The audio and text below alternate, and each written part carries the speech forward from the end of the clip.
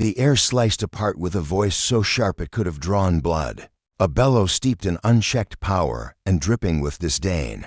"You don't belong here. Get the hell out before I drag you out myself." The officer loomed over the courtroom, his words crashing against the walls like a storm breaking over a fragile shore. This wasn't just a room anymore, not the hallowed space of law and reason it was meant to be.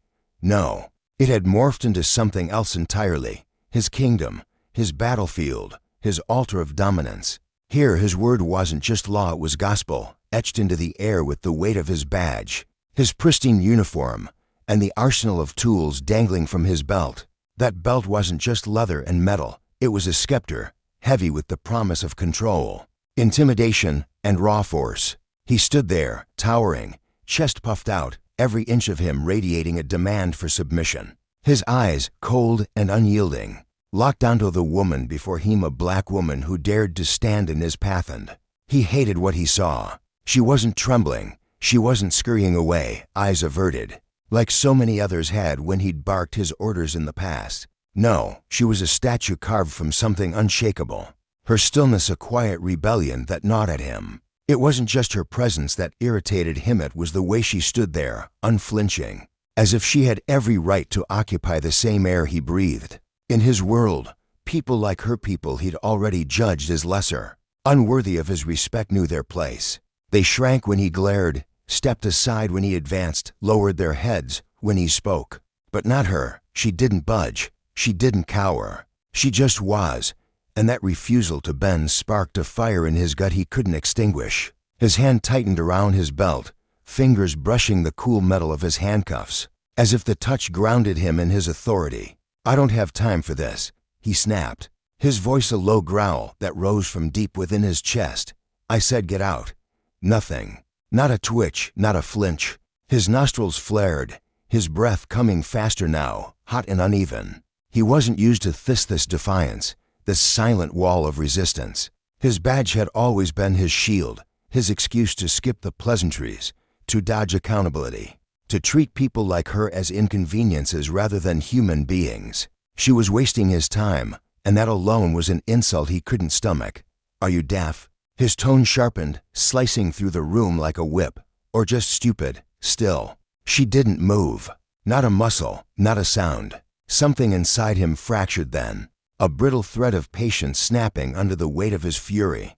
Before anyone could blink, before the air could settle, his boot polished to a mirror shine, heavy with purpose lashed out. It connected with her ribs in a sickening thud, the sound reverberating through the room like a gunshot. A ragged gasp tore from her throat as the blow stole the breath from her lungs. Her body lurching backward, her hand shot out instinctively, grasping the edge of a wooden bench, fingers digging into the grain as she fought to steady herself, to keep from collapsing entirely. Pain radiated through her chest, sharp and searing, but she didn't fall. She wouldn't. The courtroom plunged into a silence so thick it felt Olivia suffocating. Electric hush that pressed against every surface. No one dared breathe too loudly. From the back of the room came a single, nervous cough, quickly swallowed by the void. Feet shuffled faintly against the polished floor, a throat cleared with a dry, anxious rasp.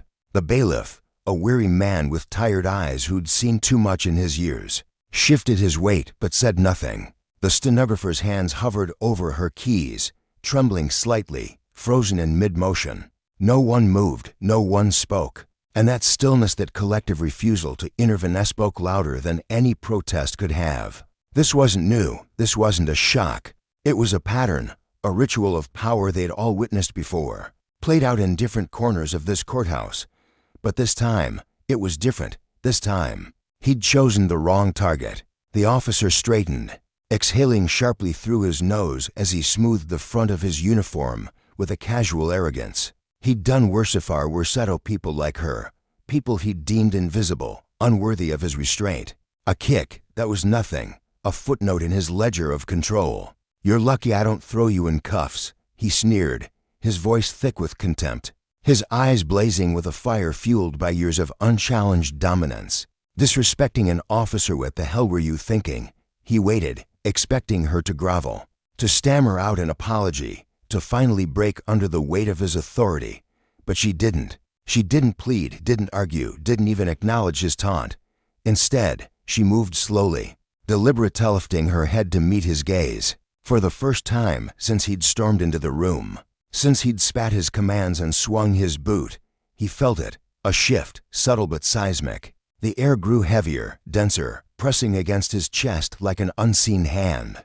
Her eyes locked onto his, steady and piercing, and in that moment, he sensed something he couldn't name, a crack in the foundation of his world. Then she spoke, her voice cutting through the silence like a blade honed to perfection. One word, bailiff. It wasn't loud, wasn't shrill, but it carried a weight that made the room tremble. A chill slithered through the space, the atmosphere tightening as if the storm he'd been brewing was about to break. The bailiff snapped to attention, his slouched posture vanishing as he stepped forward, his boots clicking against the floor with purpose. The officer's brow furrowed, confusion twisting his features. What was happening? What was she doing? And then she spoke again. Her words a thunderclap that shattered everything he thought he knew. Take him into custody. The room erupted not with noise, but with motion, with realization. The bailiff moved swiftly, his hands steady as he reached for the officer's arm. The stenographer's fingers froze mid-air, her breath catching audibly. A ripple of gasps spread through the sparse onlookers, a wildfire of shock igniting in their wide eyes. The officer's mind scrambled to keep up, his pulse hammering against his ribs, his breath snagging in his throat. "What the hell did you just say?" he sputtered, but the strength had drained from his voice, replaced by a tremor he couldn't mask. The silence around him wasn't obedience anymore, it was judgment, heavy and final. His feet felt rooted to the floor, his body a machine built for control, suddenly clumsy, powerless. Then it hit him, slow and sickening, like poison seeping into his veins. The woman he'd kicked, the woman he'd humiliated, the woman he'd dismissed as nothing. She wasn't nothing. She wasn't a bystander, a lawyer, a defendant. She was the judge, the judge. The truth sank into him, cold and relentless, stripping away every layer of bravado he'd cloaked himself in. His face paled, his lips parted, but no sound came. The courtroom a stage. His empire slipped from his grasp, reclaimed by the woman he'd tried to break. His badge, his uniform, his power, they were meaningless now. Hollow trinkets in the face of her authority. As the bailiff snapped the handcuffs around his wrists, the metal biting into his skin, the reality crystallized. He was the intruder now, the one who didn't belong. The lesson was brutal, undeniable. Justice doesn't bow to arrogance, and power, when wielded as a weapon, invites its own ruin. For years, he'd ruled this space with impunity, but in a single moment, the scales had tipped. The woman he'd struck stood tall, her presence a testament to resilience, her silence a verdict louder than any gavel. And as he was led away, the echo of his own words "get the hell out" rang hollow, a bitter reminder of the consequences he'd never seen coming. The air in the room felt heavy, thick with the weight of countless untold stories as Judge Amara Whitmore paused at her desk. Her dark eyes flickered over the orderly stack of files resting beside her polished nameplate, each folder a silent testament to the lives tangled within the machinery of justice. Today's case loomed larger than most, a hearing that would determine whether a high-profile incident of police brutality would claw its way to trial. The details churned her stomach, a nauseating blend of outrage and weary recognition. An unarmed black teenager, barely old enough to shave, shot dead in the street. The officer's defense, a flimsy claim of self-preservation. The community had erupted, their grief and fury spilling into protests that pulsed through the city, like a heartbeat demanding retribution. Now, that heartbeat thudded on her desk, a responsibility she could neither escape nor ignore. She drew a slow, deliberate breath, letting it steady the tremor of unease rippling through her chest. This wasn't her first dance with such a case. She'd sat through countless others, her gavel striking down verdicts that sometimes pried open cracks of accountability, but more often watched helplessly as the system, a hulking, unyielding beast designed to shield its own swallowed justice whole. A sharp rap at the door sliced through her thoughts. "Judge Whitmore, court's about to start," came the voice of the bailiff, steady and clipped. She nodded, a small gesture to herself as much as to him, shoving the gnawing disquiet to the edges of her mind. The time for reflection was over. The work awaited. She rose, smoothing the crisp lines of her robe, her movements deliberate. A quiet armor against the storm she knew brewed beyond those doors. Outside, in the sterile glow of the courthouse hallway, Officer Daniel Cargill fidgeted with the edges of his uniform. His fingers brushed the badge pinned to his chest, its surface gleaming with a mirror-like sheen under the flickering fluorescent lights, a proud emblem of the authority he'd carried for 15 years. The courthouse was an old friend to him, but not in the way it was to the suited attorneys or robed judges who navigated its chambers with practiced ease. Daniel didn't argue motions or sway juries. His role was simpler, more primal: enforce, control, maintain the order of things. He'd walked these halls countless times, his boots echoing against the tiled floors as he escorted men in shackles, some with faces etched in defeat, others burning with defiance, and a few so hollow they barely seemed human. It never fazed him. The system was a machine, cold and predictable, and he was its loyal cog. That's what he told himself, at least, as his hand flexed against the leather of his belt, his gaze sweeping the corridor with the instincts of a predator sizing up its territory. His eyes snagged on certain figuresque ones who didn't fit, the ones who stuck out like smudges on a clean page. He'd honed that skill over the years, a sixth sense for spotting trouble, the ones who strode too boldly, who dared to lift their chins as if they belonged. And then he saw her.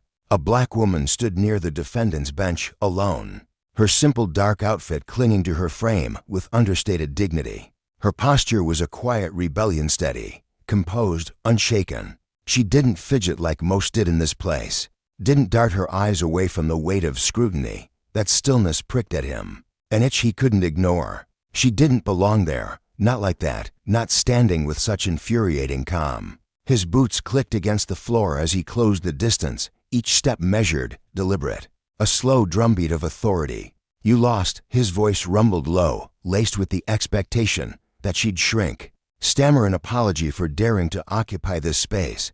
She didn't budge, didn't even blink. His patience frayed like a worn thread. "I asked you a question." His tone sharpened, eyes narrowing into slits as he loomed closer. "You're not supposed to be here. Move along before I make you."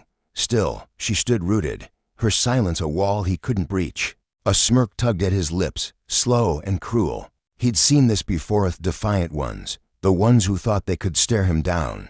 He relished breaking them, reminding them of their place beneath his heel. "I said move," he snarled, stepping into her space, his bulk casting a shadow over her smaller frame. Nothing, no flinch, no quiver of fear. That defiance lit a spark of rage in his gut. Before he could think, before the murmurs of the gathering crowd could register, his boot lashed out a swift, vicious kick to her ribs. A gasp tore from her, her body buckling under the blow, and a ripple of shock sucked the air from the room.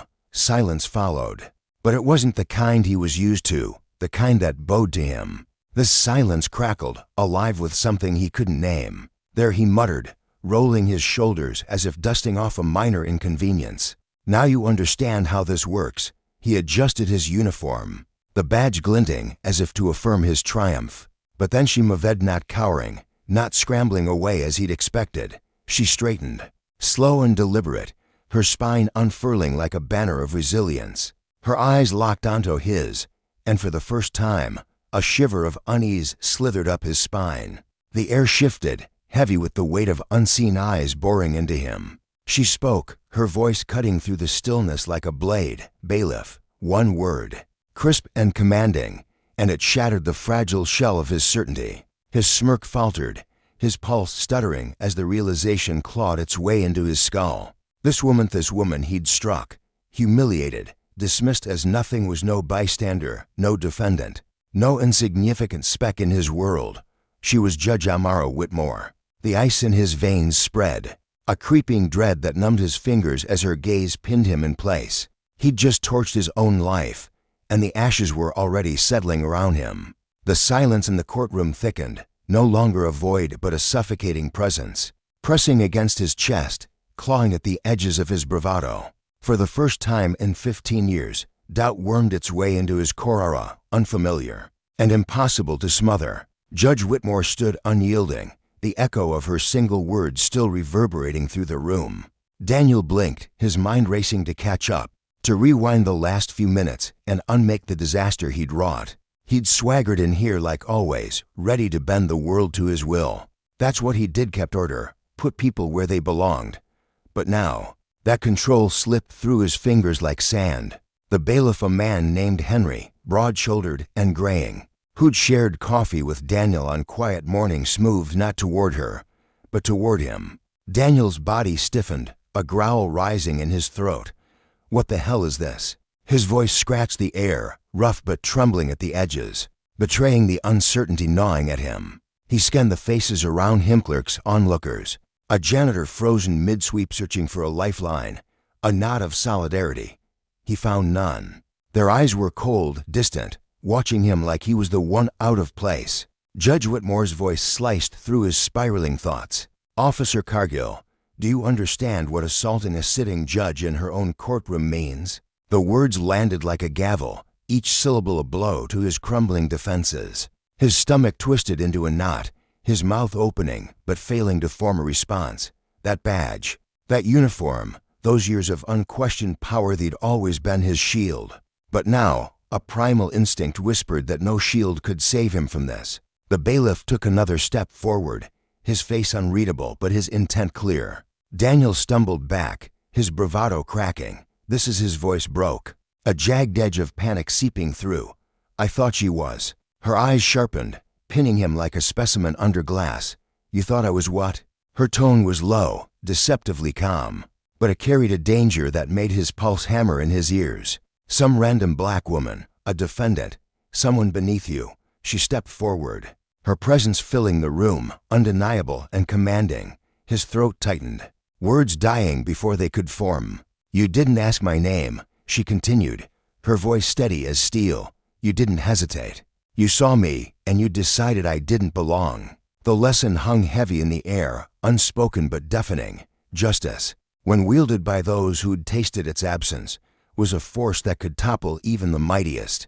Daniel's abuse of power, so casual, so ingrained, had been his undoing. He'd mistaken her silence for weakness, her stillness for submission, and in that misstep, he'd handed her the gavel to judge him. As Henry's hand closed around his arm, firm and unyielding, Daniel felt the weight of consequence crash down, a reckoning not just for this moment, but for every time he'd let that badge blind him to the humanity in his path. Judge Whitmore turned away, her robe sweeping the floor like a shadow of inevitability, leaving him to face the ruins of his own making. The air in the courtroom hung thick and heavy, charged with tension that pressed against Daniel Cargill's chest like an invisible weight.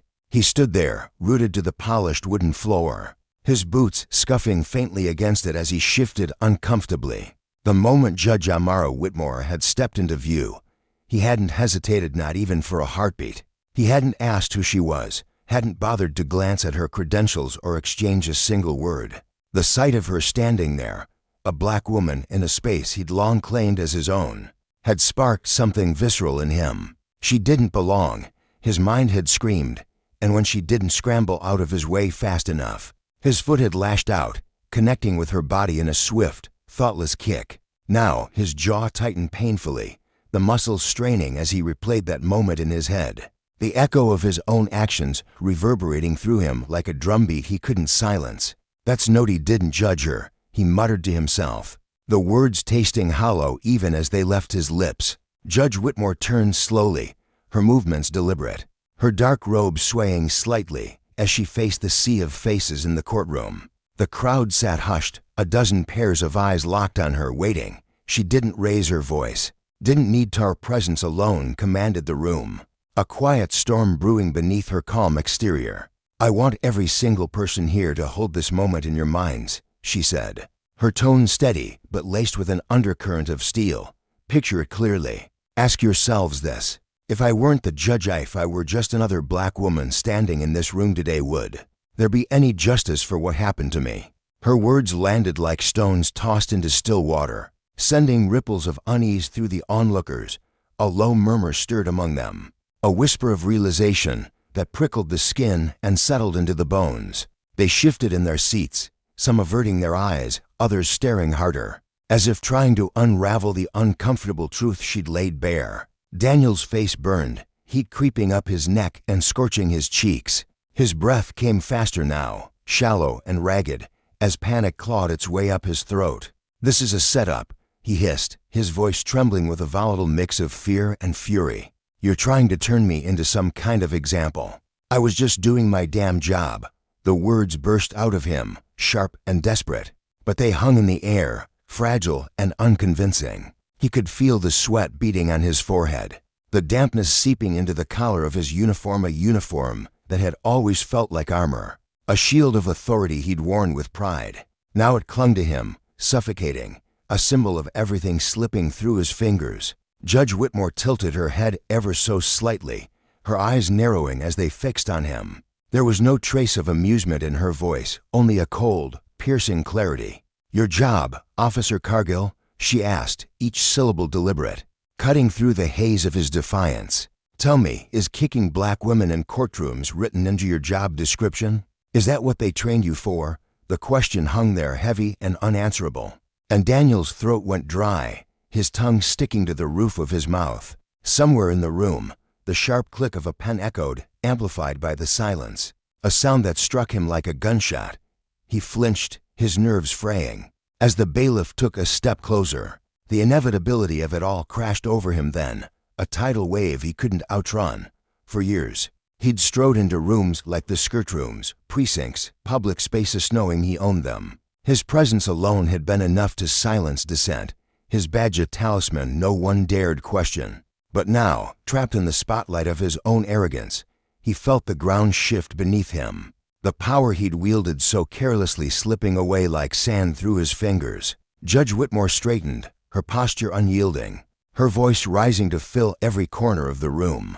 "This isn't just about me," she declared, her words ringing with a force that was both undeniable and inescapable. "This isn't some personal grudge. This is about men like you who think they can act with impunity, who see a black woman in a position of power and can't stomach it. Your first instinct wasn't to question, wasn't to reason, it was to tear me down." Her gaze bore into him, steady and unflinching, and Daniel felt the weight of every eye in the room pressing against him. The lawyers in their crisp suits, the court clerks hunched over their desks, the security officers he'd laughed with over coffee just that morning, all of them watched in silence. Not one stepped forward to defend him, not one move to interrupt. For the first time in his life, he understood what it meant to stand on the other side of that line.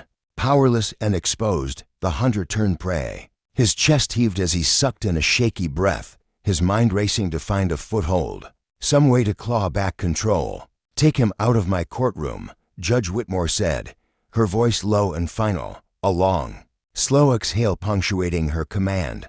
Daniel's breath caught, a sharp hitch that made his ribs ache. The bailiff reached for the handcuffs, the ones he'd snapped onto countless wrists over the years, the ones that had always felt like an extension of his authority. Now they dangled in the air, glinting under the courtroom lights, a cold promise of his undoing. His pulse pounded in his ears, a frantic rhythm that drowned out everything else. "This is a mistake," he shouted, his voice rising, teetering on the edge of desperation. "I'll lose my job over this. You can't just do this." His words tumbled out, raw and jagged, but they fell flat, swallowed by the vastness of the room. Judge Whitmore's gaze didn't falter, her dark eyes locking onto his with a quiet intensity that made his stomach twist. "You should have thought about that before you laid a hand on me," she said simply, her voice devoid of malice but heavy with truth. The bailiff's hand closed around his wrist, firm and unyielding,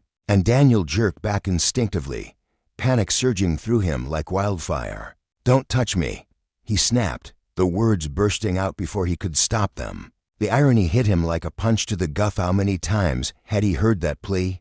How many people had he restrained, their voices trembling as they begged for mercy, for space, for dignity? He'd never hesitated, never questioned.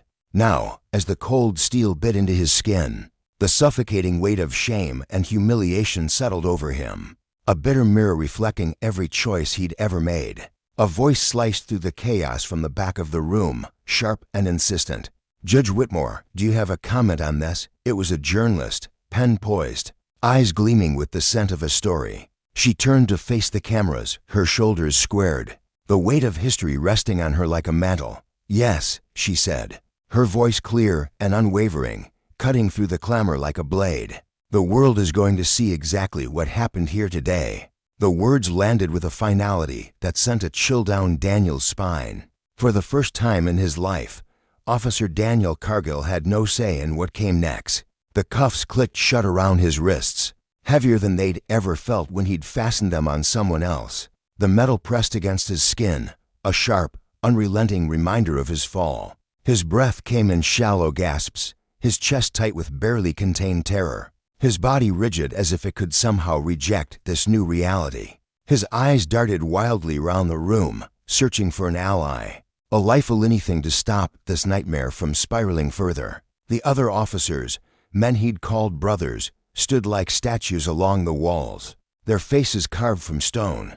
No one met his gaze, no one moved. He'd walked into this courthouse 1,000 times, his head high, his steps sure. A man who belonged. These hallways had been his domain, his kingdom, where his word was law. Now, as the bailiff tugged him forward, his boots dragging against the floor, he was nothing but prisoner in the very space he'd once ruled. The cameras whirred, their lenses trained on him, capturing every tremble, every bead of sweat. The murmurs grew louder, a chorus of whispers that swelled into a roar in his ears. Someone's phone was up, recording, then another and another. This wasn't just a courtroom anymore, it was a stage. And he was the villain in a story he couldn't rewrite. "You can't do this," he spat, his voice cracking with a mix of rage and disbelief as he glared at Judge Whitmore. She stepped closer, her presence towering over him despite her modest height. "You assaulted a judge in her own courtroom," she said, her tone even but laced with a quiet fury. "Do you honestly believe there are no consequences for that?" He shook his head violently, his thoughts a chaotic tangle, grasping for anything to hold onto. "I didn't know," he stammered, his voice uneven, fraying at the edges. "I didn't know what." She pressed, her eyes pinning him in place, stripping away every layer of bravado he'd ever worn. "That I was the judge, that I was someone you couldn't just kick and walk away from?" His jaw clenched so hard his teeth ached, a dull throb pulsing through his skull. "That's Noti didn't mean," he faltered, the words dying in his throat. "Let's be honest, Officer Cargill," she continued, her voice sharp enough to cut glass. "If I weren't a judge, if I were just another black woman standing here today, would anyone even care? Would you be facing a single consequence?" The silence that followed was deafening, her question sinking into him like a blade, deep and unrelenting. His breathing grew ragged, his fists balling against the cuffs until his knuckles whitened. "You're trying to ruin me," he snapped, the heat of desperation searing through him. "You're trying to destroy everything I've worked for." Judge Whitmore didn't flinch, didn't blink. "You destroyed your own life the moment you raised your foot against me," she said, her words a quiet thunder that rattled his bones. The truth of it twisted in his gut, a sickening realization that coiled around his ribs and squeezed. His career, his reputation, the life he'd built brick by brick, it was all crumbling, the debris piling at his feet. The bailiff pulled him forward again, and this time he stumbled, his legs unsteady beneath him. "You think this is justice?" he shouted, his voice breaking, a tremor of fear creeping into it. "You think this changes anything? The department'll back me. They won't let this stand." Judge Whitmore tilted her head, a slow, deliberate motion that sent a shiver through him. "Then I hope you're ready for the world to see exactly what your department stands for," she said, her voice a quiet promise that turned his blood to ice. The cameras zoomed in, the crowd leaned closer, and Daniel felt the weight of it all eyes. The judgment, the inescapable reality that this wasn't just his downfall, but a reckoning. The bailiff's grip tightened, and as he was dragged toward the door, the cuffs bit deeper, a cold, unyielding reminder that justice, when it came, spared no one, not even those who'd spent their lives wielding power without thought of its cost. The air outside the courthouse was thick with tension, a suffocating haze that clung to Daniel Cargill as he stumbled forward, his body twitching faintly as though every nerve still urged him to resist, to claw his way out of this nightmare. His instincts roared in his chest, a primal scream to fight back, to reclaim the control that had once defined him. But what could he do now? The power that had pulsed through his veins, the unshakable authority he'd wielded like a weapon, had evaporated. His voice, once a thunderclap that silenced rooms, was now a hollow whisper, stripped of its weight, meaningless in this unforgiving space. Around him, the colleagues he'd stood shoulder to shoulder with, men and women he'd laughed with, commanded, trusted, averted their gazes, their eyes sliding past him as if he were a stranger, a ghost. The betrayal stung deeper than he could admit, a quiet ache that gnawed at the edges of his pride. Then the courtroom doors burst open, a violent swing that unleashed a tidal wave of chaos. Hands gripped his arms, firm and unyielding, dragging him into a blinding storm of flashing lights and shouting voices. The cameras clicked and whirred, their relentless flicker sensing with the frantic thud of his heartbeat. Each burst of light a hammer blow to his crumbling world. Reporters swarmed like vultures, their microphones thrust toward him, their questions crashing into him like a physical force. Officer Cargill, do you have a statement? Do you regret what you've done? Judge Whitmore, what happens next? The noise was a wall, a deafening roar that drowned out his thoughts, leaving him reeling, gasping for air in a sea of accusation. His skin burned under the heat of their scrutiny, yet a chill sank deep into his bones.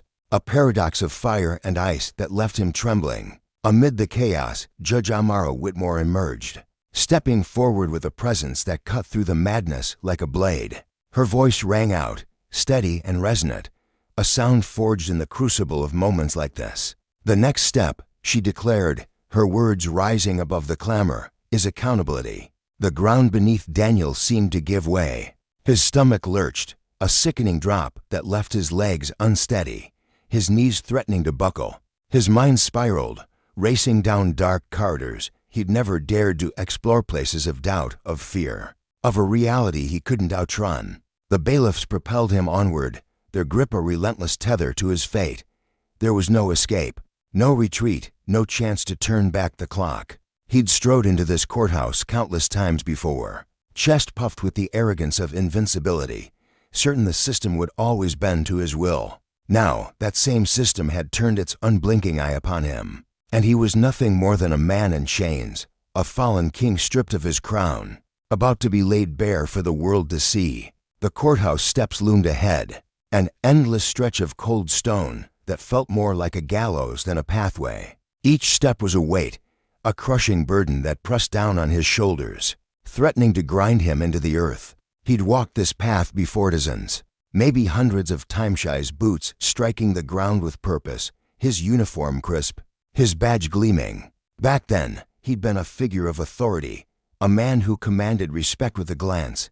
Now, the handcuffs bit into his wrists, the metal a cruel reminder of his new reality. Every eye was on him, not with admiration, but with judgment, their stares piercing through him like needles. The noise swelled a cacophony of shouts, chants, and rapid-fire questions that battered him from all sides. Reporters jostled one another, their faces alight with a predatory hunger, desperate to capture the moment of his disgrace, to immortalize his fall in headlines and sound bites. His pulse hammered in his ears, a relentless drumbeat that drowned out reason.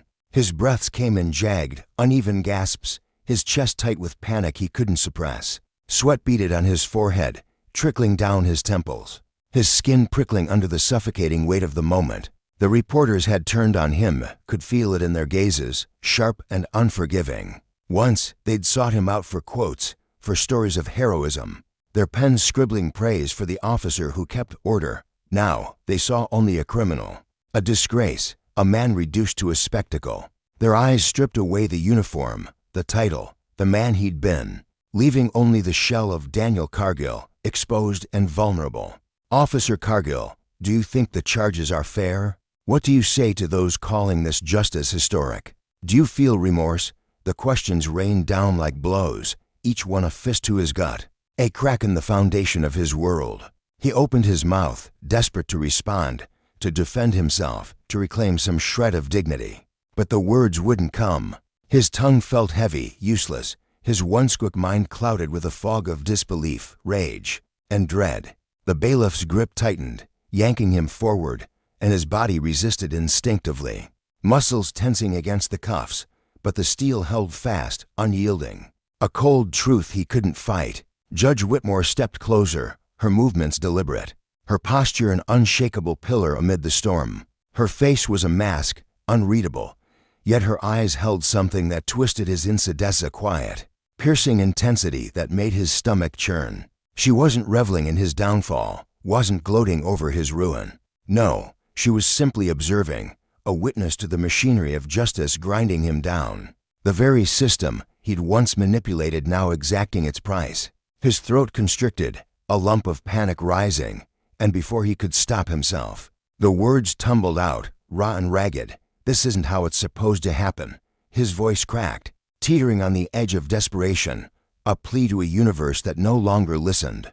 Her gaze didn't falter. "No," she replied, her tone sharp, controlled, cutting through the haze of his protest. "How is it supposed to happen, Officer Cargill?" His jaw tightened, his chest blazing with a fire he couldn't extinguish.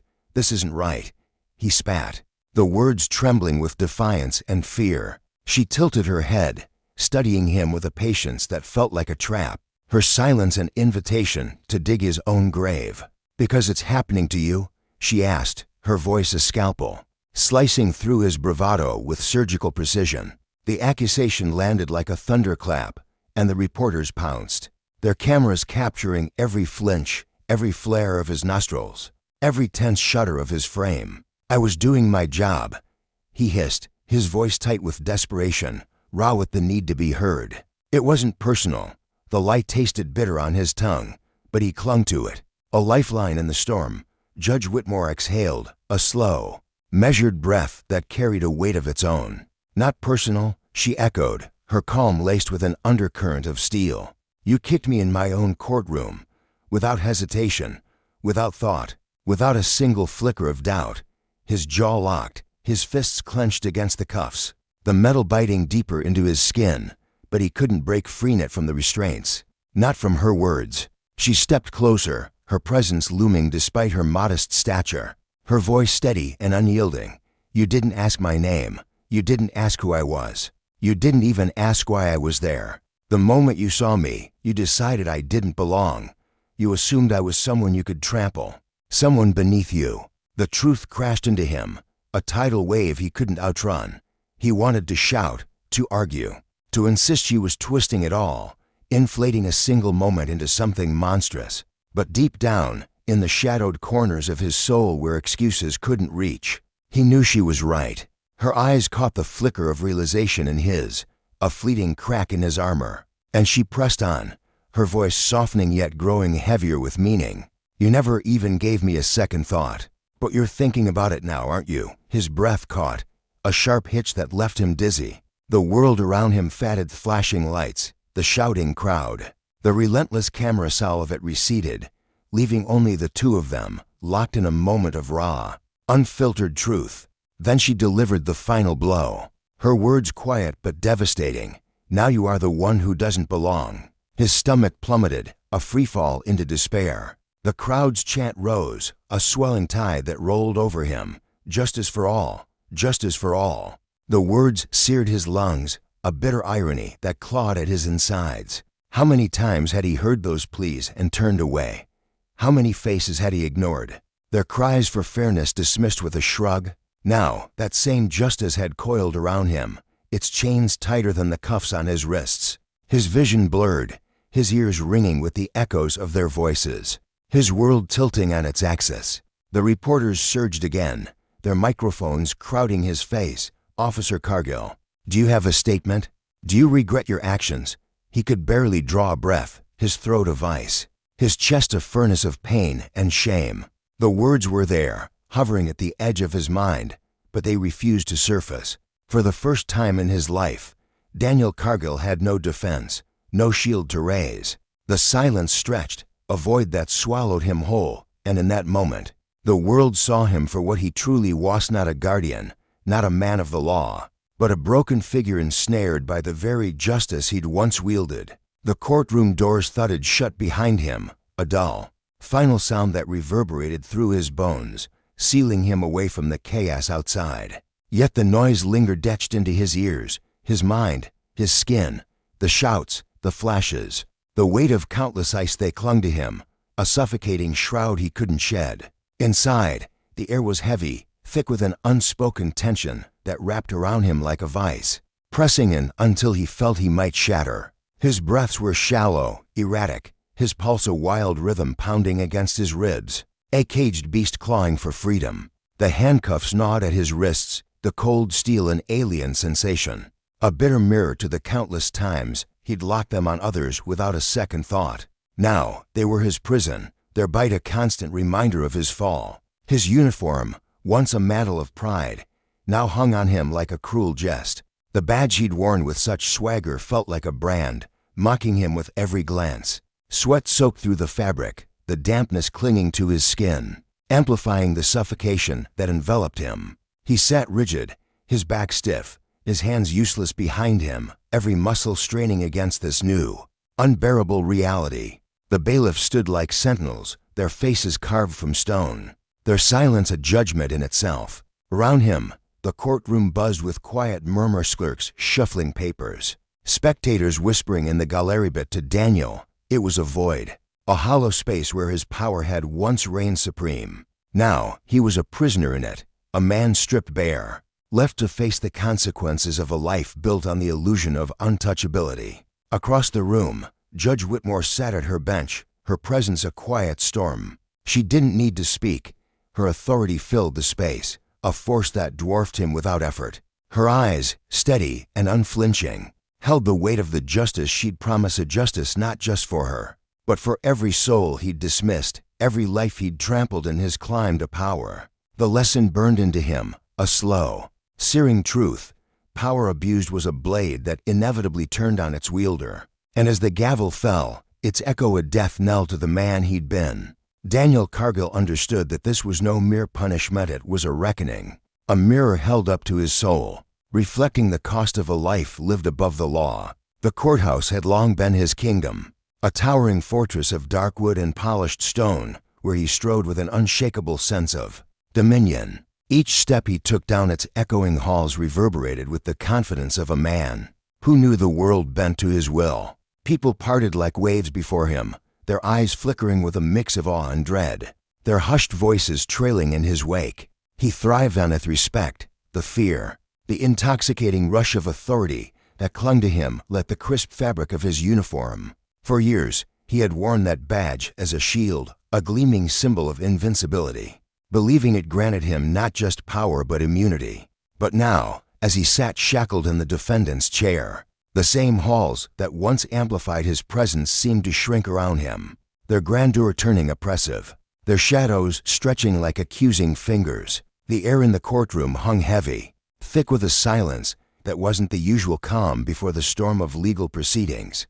This wasn't the anticipatory hush of attorneys shuffling papers, or spectators settling into their seats. No, this was something far more suffocating, a stillness laced with the bitter taste of judgment, a quiet that pressed against his chest like a physical weight.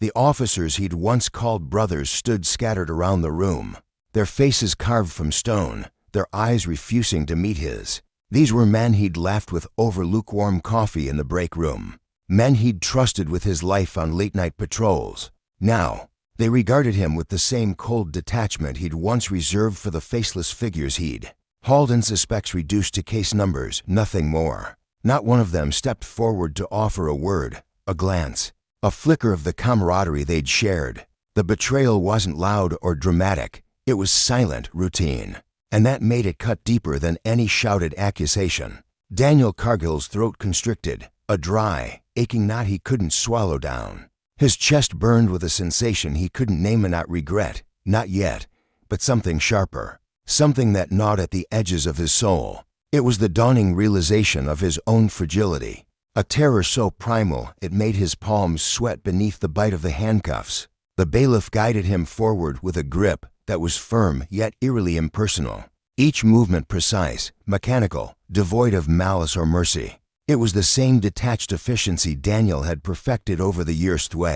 He'd marched countless men and women through these very doors, their pleas and protests dissolving into the background noise of procedure. He'd never lingered on their faces, never considered the weight of their fear. They were tasks to be completed, files to be closed, lives to be processed and forgotten. Now, as the bailiff's hands steered him toward the defendant's table, that same indifference turned inward, and it churned his stomach with a sickening dread. He lowered himself into the chair, the wood creaking under his weight, the cuffs digging into his wrists with a dull, persistent ache. It was a seat he'd seen filled hundreds of times by thieves, by liars, by the desperate and the defiant, but never once had he pictured himself here. The uniform that had always fit him like a second skin now clung to tightly, the fabric suffocating, the badge on his chest a mocking relic of a life that no longer belonged to him. His fingers twitched involuntarily, his breathing ragged and too loud in the stillness,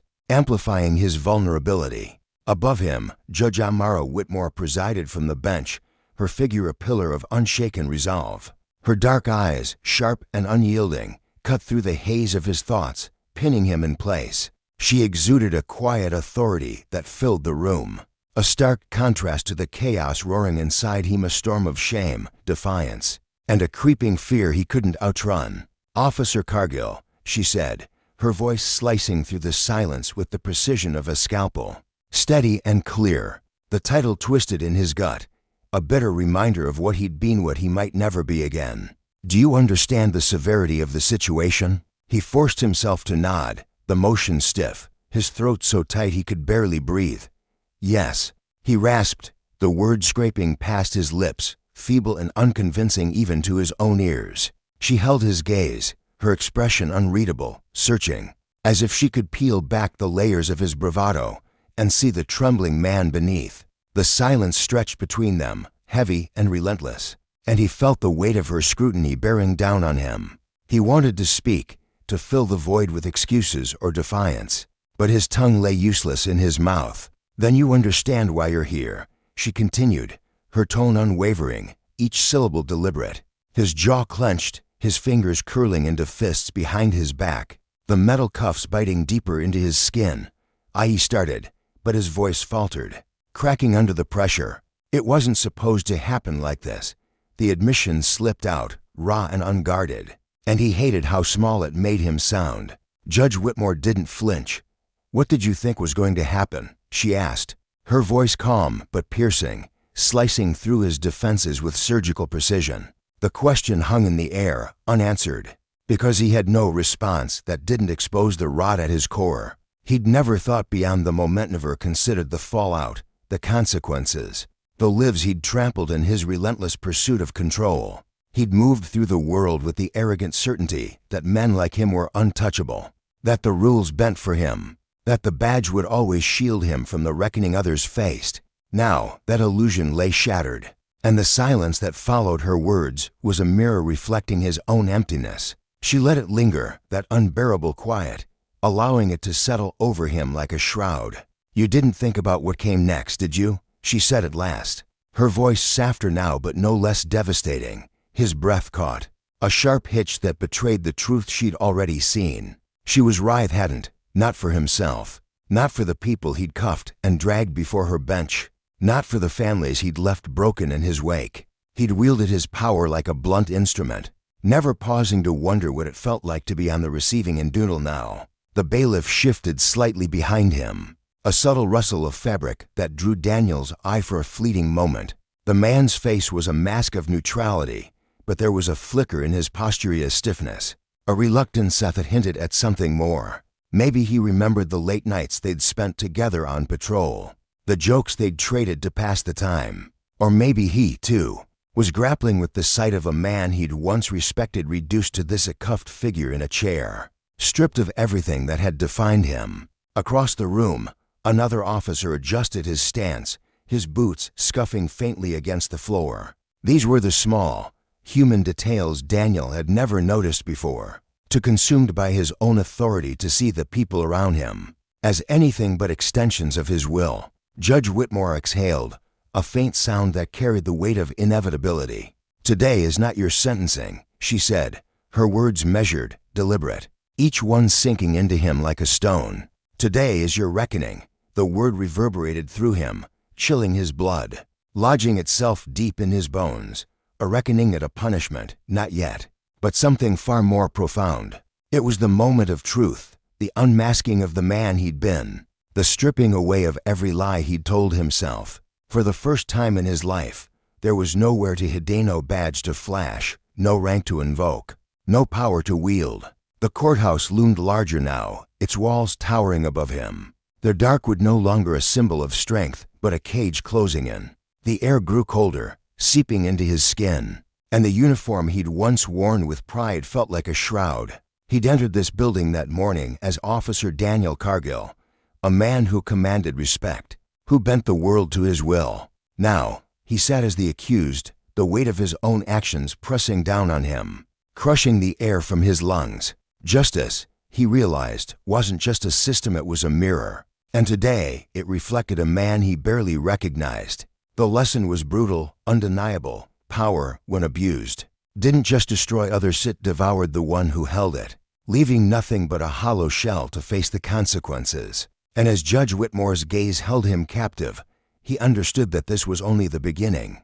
Daniel Cargill's breath caught in his throat, a jagged hitch that seemed to claw its way out of him as he exhaled, his face a mask of unreadable turmoil. The air in the courtroom felt heavy, pressing against his skin like a living thing, and his eyes flickered, not with the sting of tears not yet, but with the dizzying weight of a truth that was sinking deep into his marrow, seeping into the very cracks of his being. For years, he had strode through the grand oak doors of this courthouse with his head held high, shoulders squared, a man who knew his place in the world. The polished floors had echoed beneath his boots, a rhythm of certainty, of power. He had worn his badge like armor, never once pausing to consider the other side of the line. He walked so confidently. Fear had been a stranger to him then, an abstract notion reserved for the people he escorted through these same halls in handcuffs, their heads bowed, their futures uncertain.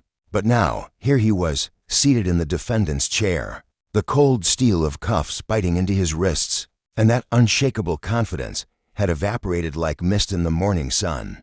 Judge Amara Whitmore sat across from him, her presence commanding the room without effort. She let the silence stretch between them, a deliberate pause that felt almost alive, pulsing with the weight of what it carried. It wasn't rushed or forced, it was a silence meant to be felt, to settle into his bones and make him confront the enormity of his situation. Daniel's chest tightened as he sat there, drowning in it, the quiet amplifying the chaos swirling inside him. Then her voice cut through the stillness, steady and piercing, each word landing like a stone dropped into deep water. "What do you think would have happened if I hadn't been the judge?" she asked, her tone calm but laced with an edge that made his entire body freeze. His breath stalled in his lungs, his pulse stuttering to a halt for a fleeting second. His fingers curled inward, nails digging into his palms, the cuff scraping against his skin with a dull ache he barely registered. The question wasn't hypothetical, it was a mirror held up to his life, and the reflection staring back at him was unbearable. He didn't need to search for the answer, it was already there, lurking in the shadows of his mind, sharp and unrelenting. If she hadn't been the judge, if she had been just another black woman standing in this very courtroom, dressed in something less formal than her robes, caught in the wrong place at the wrong time, wouldn't be here. He'd have walked out of this building that day, free as ever. The incident a fleeting blip in his memory. He could see it so clearly now. He'd have kicked off his boots, settled into his worn chair at the dinner table, eaten his meal without a flicker of guilt, and slept soundly through the night, undisturbed by the consequences of his actions. And she would have been the one left broken, humiliated, in front of a room full of indifferent faces, hurt by his hands, dismissed as insignificant by a system that wouldn't blink at her suffering. No one would have cared. No one would have demanded accountability. The thought twisted his stomach into a violent knot, a wave of nausea surging through him as the reality of it settled in. Judge Whitmore watched him closely, her dark eyes unwavering, and in that moment, he knew she saw it all, flicker of horror crossing his face, the dawning understanding that widened his eyes. For a brief second, her expression softened, not with pity but with something far worse, disappointment. It was a quiet, heavy thing, a look that said she had expected better from him, from the world, and that somehow made the shame burn hotter in his chest. She leaned back slightly in her chair, the wood creaking faintly beneath her, and spoke again, her voice low but firm. But that didn't happen, did it? His breath shuddered out of him, uneven and ragged. As he shook his head, "No," he rasped, the word barely audible. A confession and a surrender all at once. No, it hadn't happened that way. And that was precisely why he was here now, trapped in this moment. The eyes of the world boring into him through the courtroom windows. The weight of his own choices pinning him to this seat he'd never imagined himself occupying. The silence returned, thicker this time, and Judge Whitmore let it linger. Let it wrap around him like a noose tightening with every passing second.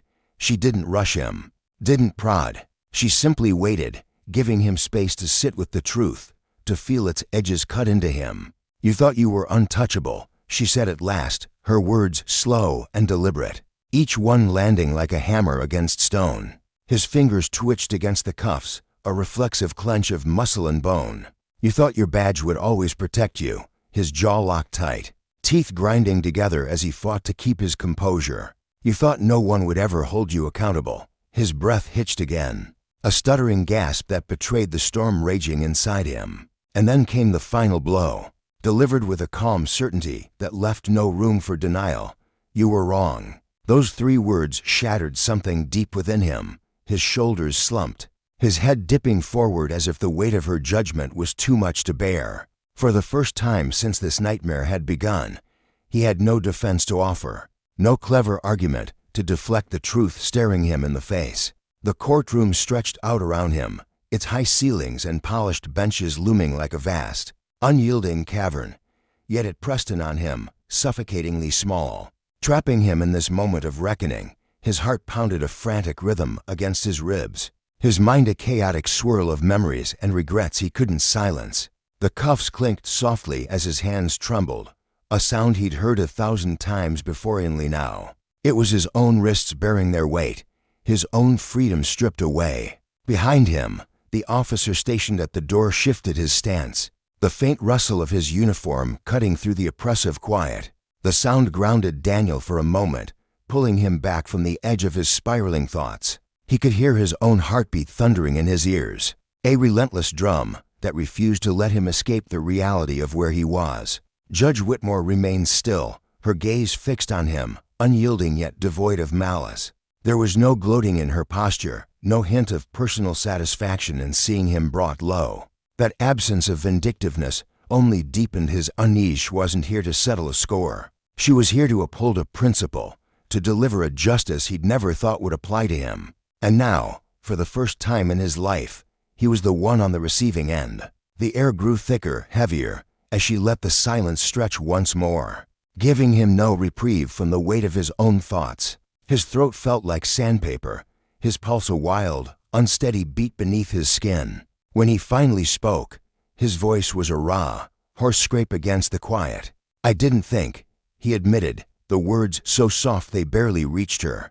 But Judge Whitmore heard them. Her expression didn't shift, didn't soften with surprise or sympathy. She had known this all along, had seen it in him from the moment he'd stepped into her courtroom, not as an officer, but as a man in chains. "No," she replied, her voice as steady as granite, "you didn't." His chest constricted, the air in the room turning dense and unbreathable. He wanted to push back, to claw his way out of this moment with the excuses that had always come so easily to him before. He'd spent years building a fortress of justification, Sprotok, duty, necessity walls that had shielded him from doubt. But now those walls crumbled, leaving him exposed, vulnerable, grasping for something to say that wouldn't sound hollow. She tilted her head slightly, studying him with an intensity that made him feel small, insignificant. "Tell me, Officer Cargill," she said, and the title stung, a reminder of what he'd once been, what he was losing. "When you looked at me that day, when you decided you had the right to put your hands on me, what was it that went through your mind?" The memory surged forward unbidden, vivid and merciless. He saw her standing there in the courtroom, her posture calm, her presence unshaken despite the chaos around her. He'd sized her up in an instant, his instincts kicking in the way they always had, years of training and habit telling him who belonged and who didn't. She'd been composed, unflinching, and he'd taken that as a challenge, a threat to the order he enforced. In his mind, she'd been just another figure to control, someone out of place, someone he could push aside without consequence. His hands clenched into fists, the cuffs digging deeper into his wrists, the pain a faint echo of the shame burning in his throat. "I thought you were," he faltered, his voice catching, his pulse hammering in his ears. "I thought you were just..." He couldn't finish, his mouth snapping shut as the words turned to ash on his tongue. Judge Whitmore didn't let him retreat. Her voice sliced through his hesitation, sharp and unyielding. "You thought I was just another black woman who didn't belong." His eyes squeezed shut, the truth of her words hitting him like a physical blow, raw and undeniable. "Yes," he whispered, his voice breaking under the strain, the admission tearing something open inside him. The room seemed to shift around him, faint murmur of the onlookers in the gallery, the creak of the benches, the subtle change in the air as his confession hung there, heavy and final. Judge Whitmore leaned forward, her elbows resting lightly on the bench, her gaze boring into him with an intensity that stripped away every layer of pretense he'd ever worn. "And now," she asked, her voice quieter but no less powerful, "do you still think I don't belong?" His head jerked up, eyes wide and stinging with unshed tears. He couldn't answer immediately, his mind reeling as the question sank in. The truth was so glaringly obvious it stole his breath. She belonged here, had always belonged here. Her authority as natural as the wood beneath her hands, as unassailable as the law she upheld. It was he who didn't belong, he who had overstepped, he who had misjudged everything. The realization sliced through him, sharp and unforgiving. "No," he said at last, his voice rough, broken, but honest. "No." She didn't smile, didn't revel in his surrender. She simply nodded, a small, measured gesture that carried no triumph, only acknowledgement. And that made it worse, because it meant she'd never needed his validation, never needed his recognition to affirm her worth. She had always known who she was, while her was only now learning the cost of his arrogance, the price of wielding power without thought. Judge Whitmore straightened in her seat, her hands folding neatly before her. "Tell me, Officer Cargill," she said again, and this time the title felt like a final farewell, a relic slipping from his grasp. "If you had the chance to..." Her words trailed off, leaving the question unfinished, but the implication hung in the air, a challenge and a judgment all at once. Daniel sat there, wrists bound, heart pounding, the courtroom closing in around him. The lesson was clear, etched into every line of this moment. Justice, when ignored, had a way of circling back, and power, when abused, carried consequences that could not be outrun. For Judge Whitmore, this was her duty, her truth. For him, it was a reckoning he could no longer deny. The air in the courtroom felt heavy, thick with an oppressive stillness that clung to Daniel Cargill like damp fabric against his skin. His throat tightened painfully, a sharp, constricting ache that made every breath a labor. He sat there in the defendant's chair, wrists chafed raw by the cold metal cuffs that bit into his flesh, a constant, gnawing reminder of how far he'd fallen. The question lingered in his mind, replaying over and over like a relentless echo. If he could do it all over again, would he make the same choices? He forced himself to dig deep, to peel back the layers of bravado and denial he'd worn like armor for years. His chest heaved as the truth settled in, heavy and unyielding, pressing down on his lungs until he could barely muster the strength to speak. "No," he whispered, the word escaping as little more than a fragile breath, brittle with the weight of regret. "I wouldn't." Across the room, Judge Amara Whitmore exhaled slowly, her breath a measured release of tension that seemed to ripple through the silence. She sat at the bench, her presence an unshakable pillar amid the chaos of emotions swirling around her. Her dark eyes locked onto him, not with malice or smug satisfaction, but with a quiet, piercing resolve that cut deeper than any accusation. Then she spoke, her voice steady and deliberate, each syllable landing like a stone dropped into still water. "Then I hope you're ready to prove it." The words hit Daniel like a physical blow, his stomach plummeting as though the floor beneath him had vanished. His breath caught in his throat, snagged on the sudden realization that this wasn't the end, it was a beginning he hadn't prepared for. For the first time since this nightmare began, he grasped the gravity of what lay ahead, the long road of accountability stretching out before him like a shadow he couldn't outrun. The courtroom doors groaned as they swung open, their hinges creaking under the strain.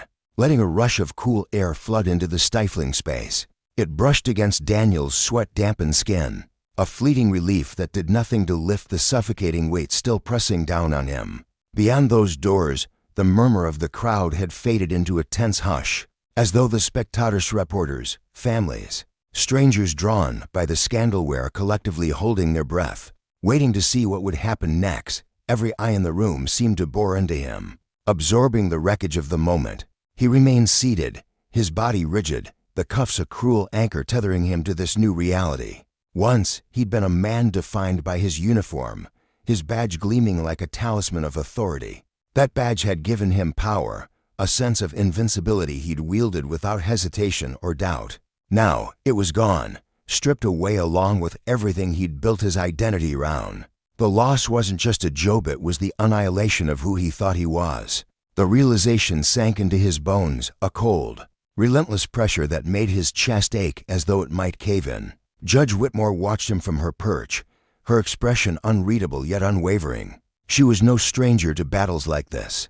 Over the years, she'd seen the system falter, watched men like Daniel slip through the cracks unscathed, their arrogance shielded by the very institutions meant to hold them accountable. But not today. Today, the gears of justice had turned, grinding slowly but surely until they pinned him beneath their weight. She didn't glow. There was no room for that in her heart. This wasn't about personal victory or settling scores. It was about the principle she'd fought for her entire career. The ruling came down with crystalline clarity. Daniel Cargill would never wear the uniform again. His name, once uttered with a mix of respect and fear by his peers, would now be synonymous with disgrace, a cautionary tale whispered in precinct hallways. He'd served time and not the harshest sentence, but enough. Enough for the world to see that the old rules, the ones that let men like him dodge consequences, were crumbling. The gavel struck, its sharp crack reverberating through the room like the slamming of a door, sealing his fate with a finality that left no room for appeal. Daniel swallowed hard, his throat parched and scratchy, his body coiled with tension. The world he'd known had dissolved into a haze of consequences he'd never dreamed he'd face. For years, he'd operated under a delusion of immunity, convinced that men like him and with badges, men with power didn't lose, they didn't fall. But now, here he was, living proof that even the untouchable could be brought low.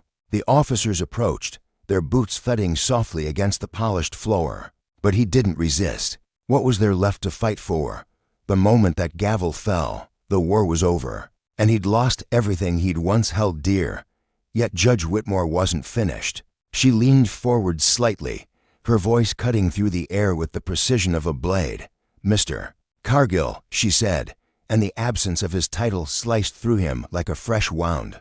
"Justice isn't just about punishment, it's about change. The question isn't whether you regret what you did, it's whether you'll choose to be different. Because of it." Her words lingered, heavy and inescapable, filling the space between them. For the first time, Daniel had no response, no defense to offer. Perhaps that silence, that lack of an answer, was the truest thing he'd ever given. The cameras outside buzzed like vultures circling a carcass, their lenses trained on him as he was escorted out. Flashes erupted in blinding bursts. Voices shouted questions that blurred into a chaotic roar, and the judgment of the world trailed him like a relentless shadow. In that moment, he understood something he'd never considered before. He wasn't exceptional. He wasn't above the law. He was just a Manoni who'd finally run out of places to hide. The badge that had once been his shield, his justification for every overstep, couldn't save him now. The law he'd twisted to his advantage had turned on him, sinking its teeth into the life he'd built on arrogance and unchecked power. Later, in the quiet of her chambers, Judge Whitmore sat alone, her hands resting on the worn wooden desk. The echo of the gavel still hummed faintly in her ears, a reminder of the day's wait. She'd won this round, but she knew it was a single skirmish in a war that stretched far beyond these walls. There would always be another case, another name, another injustice clawing its way to the surface. Her shoulders sagged slightly from defeat, but from the exhaustion of carrying this fight for so long. Yet today, the system had held firm. Today, the world had witnessed a man brought to his knees, his power stripped away to reveal the frailty beneath. It wasn't perfect, but it was a step of victory carved from years of persistence. She allowed herself a small, weary smile, knowing that this moment mattered, that it sent a message no one was untouchable. Meanwhile, across town, another story was unfolding that would ripple through the city and beyond. It was a bustling Wednesday morning in Birmingham, Alabama, the air thick with the aroma of sizzling bacon and strong coffee at Parker's Diner. The place hummed with life locals swapping stories over greasy plates. Truckers hunched over mugs before the long haul. In the corner booth, Officer Frank Dillard sat brooding, his coffee cooling in front of him. Gray streaked his hair, matching the scowl etched deep into his weathered face. Frank was a fixture here, known for his sharp tongue and a temper that flared like dry kindling. Some called him tough, others whispered he was a bully hiding behind his badge. Then she walked in, a woman in her mid-40s, clad in a crisp navy suit that spoke of quiet authority. Her presence was understated yet magnetic, the kind that didn't demand attention but claimed it effortlessly. She was new to Birmingham, a stranger to the diner's regulars, and no one paid her much mind as she joined the line at the counter. But Frank noticed. He'd had a rough morning traffic duty, a chewed-out rookie, the usual grind in her calm demeanor. Her deliberate pace as she waited grated on his nerves like sandpaper. "Move it along," he snapped, his voice cutting through the diner's chatter like a whip. Heads turned, forks paused mid-bite. She pivoted slowly, one eyebrow arching as she met his glare. "Excuse me," she replied, her tone steady but edged with steel. Frank leaned back, his uniform stretched tight across his chest, a symbol of the power he'd grown to comfortable wielding. "Yeah, you heard me," he shot back, his lip curling. "Some of us have jobs to get to." The room tensed, a ripple of gasps spreading as a few patrons fumbled for their phones, sensing a storm brewing. She didn't flinch, didn't raise her voice. "You're out of line, officer," she said, cool and composed, her eyes locking onto his with an intensity that made him shift uncomfortably. But Frank, fueled by years of unchecked bravado, wasn't backing down, not yet. What he didn't know, what no one in that diner could have guessed, was that this woman wasn't just anyone. She was the new chief of police, and the consequences of his next move would unravel his world in ways he'd never imagined. In both stories, the lesson burned clear: power, when abused, invites its own downfall. Daniel and Frank had lived as if the rules didn't apply, as if their authority made them invincible.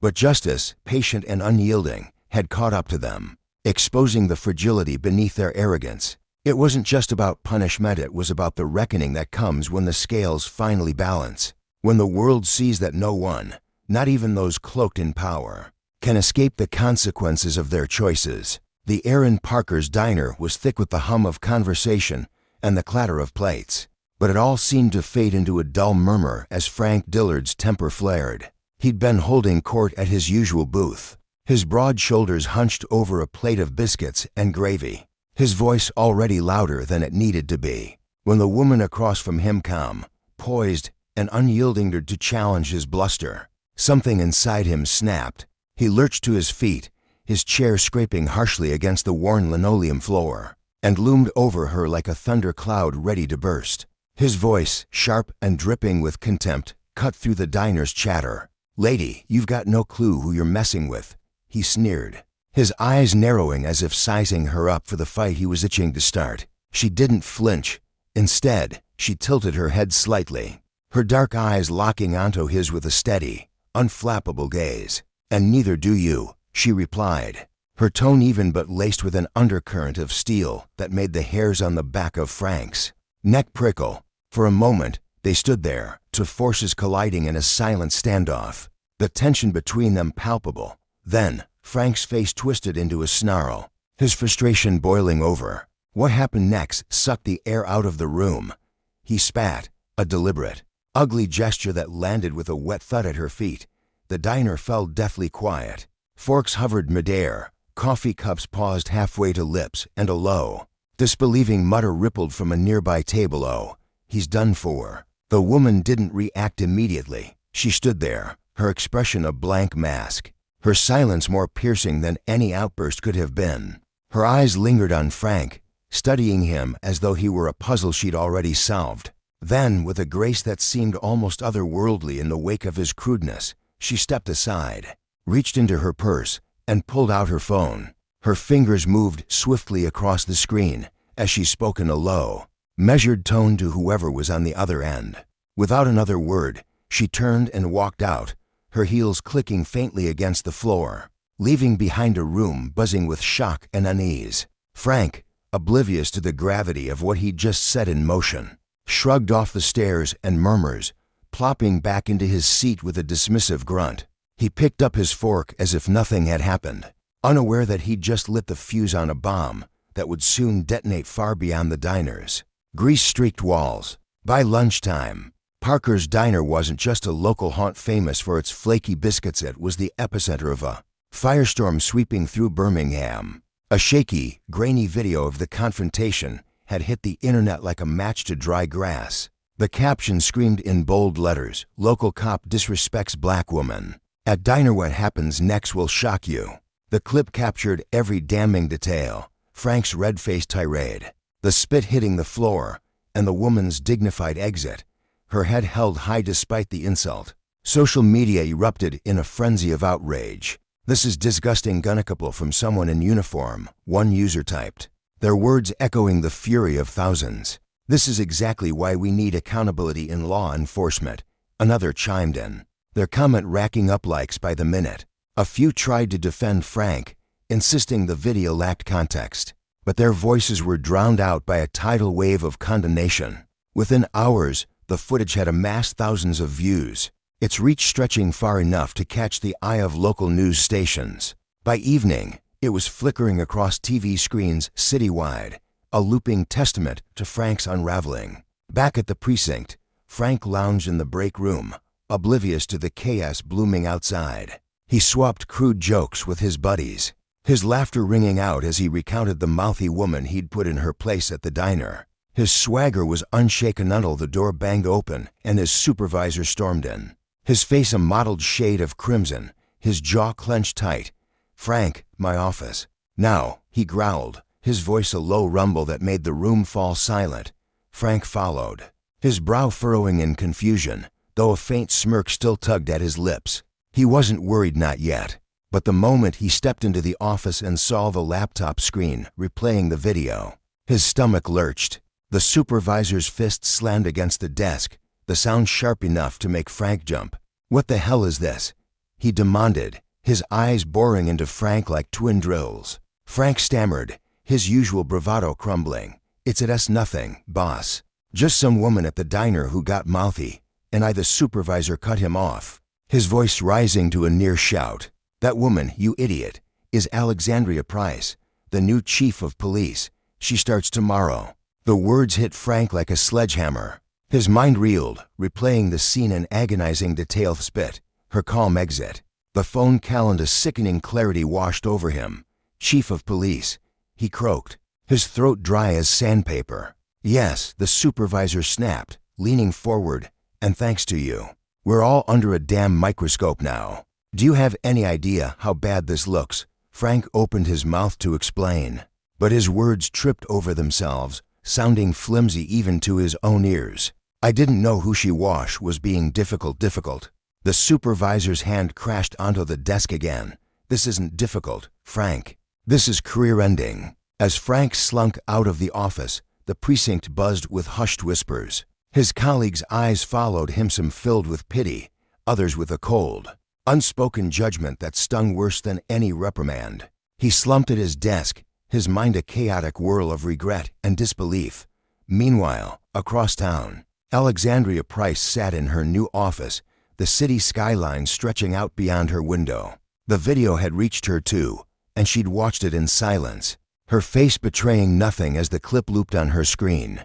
She closed the laptop with a soft click, her thoughts already shifting to the work ahead. She wasn't here to dwell on Frank's insult, was here to dismantle the rot that had allowed it to happen. The next morning, the Birmingham Police Department headquarters felt like a ghost town. Officers moved through the halls with their heads down, avoiding Frank's gaze as if he carried a plague. Whispers trailed him like a persistent shadow, each one a reminder that today was no ordinary day. It was the day Alexandria Price would officially take the helm, and Frank's fate teetered on a razor's edge. In the conference room, the department gathered for her formal introduction, the air thick with anticipation. When she entered, it was as if the room itself held its breath. She carried herself with a quiet authority, her presence radiating a magnetism that demanded respect without effort. Every step she took echoed with purpose as she approached the podium, her eyes sweeping the sea of faces before her. They lingered on Frank for a fleeting second, and he felt his pulse quicken, a bead of sweat trickling down his temple. "Good morning," she began, her voice clear and resonant. "I am Alexandria Price, and I'm honored to serve as your new chief of police. My mission is simple: to rebuild trust, foster accountability, and ensure this department serves every citizen with dignity and respect." Her words landed like stones, heavy with meaning, and the room remained still, absorbing the weight of her intent. After the meeting, she summoned Frank to her office.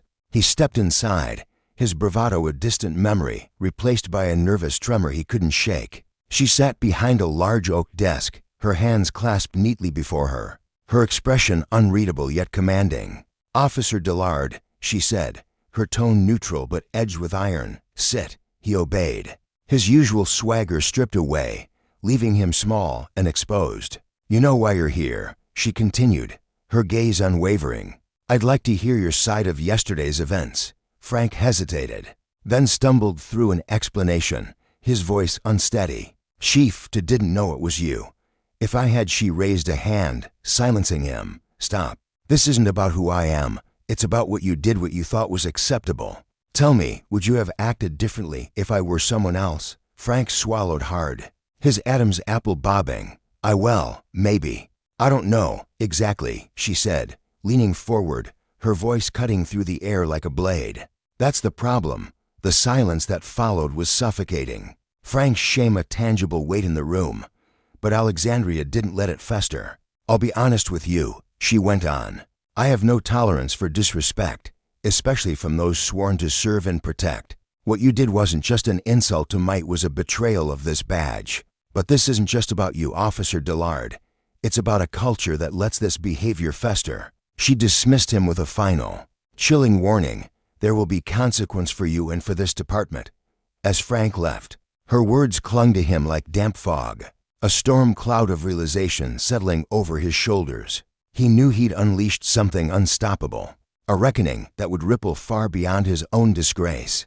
Back in her office, Alexandria gazed out the window, her mind racing with plans. This wasn't about punishing one man, it was about uprooting a system that had grown complacent in its flaws. By the end of her first week, she'd made it clear that the old ways were dead. She stood on the steps of police headquarters for a press conference, the late afternoon sun casting long shadows as cameras flashed and reporters jostled for position.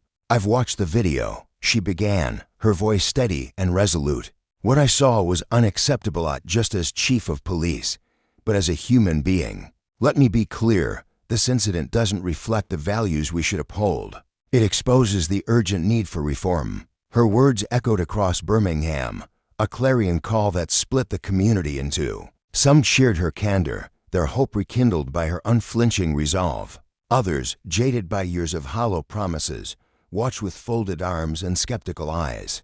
Behind closed doors, Alexandria wasted no time. She rolled out mandatory de-escalation training, formed a community oversight committee, and dug into the department's disciplinary records with a fine-tooth comb. She wasn't content to slap a bandage on this wound, she wanted to carve out the infection at its root. Not everyone was on board. In the locker room, a grizzled veteran muttered, "She's just grandstanding, trying to make a name for herself. We've been doing this job fine for years." But another officer, younger and quieter, shot back, "She's right. We can't keep pretending this stuff doesn't matter." Frank, meanwhile, sat through every meeting in silence, his once cocky grin replaced by a grim, hollow stare. He knew he'd been the spark that ignited Alexandria's crusade, and the bitter irony gnawed at him. In the weeks that followed, Alexandria met with community leaders, activists, and ordinary folks who'd long felt ignored. She listened as they poured out their frustrations, their pain, their fragile hopes. One night, after a tense town hall where voices had risen and tempers flared, a young woman approached her, her hands trembling as she clutched a folded piece of paper. "Chief Price," she said, her voice quavering, "thank you for standing up for us. We've needed someone like you for so long."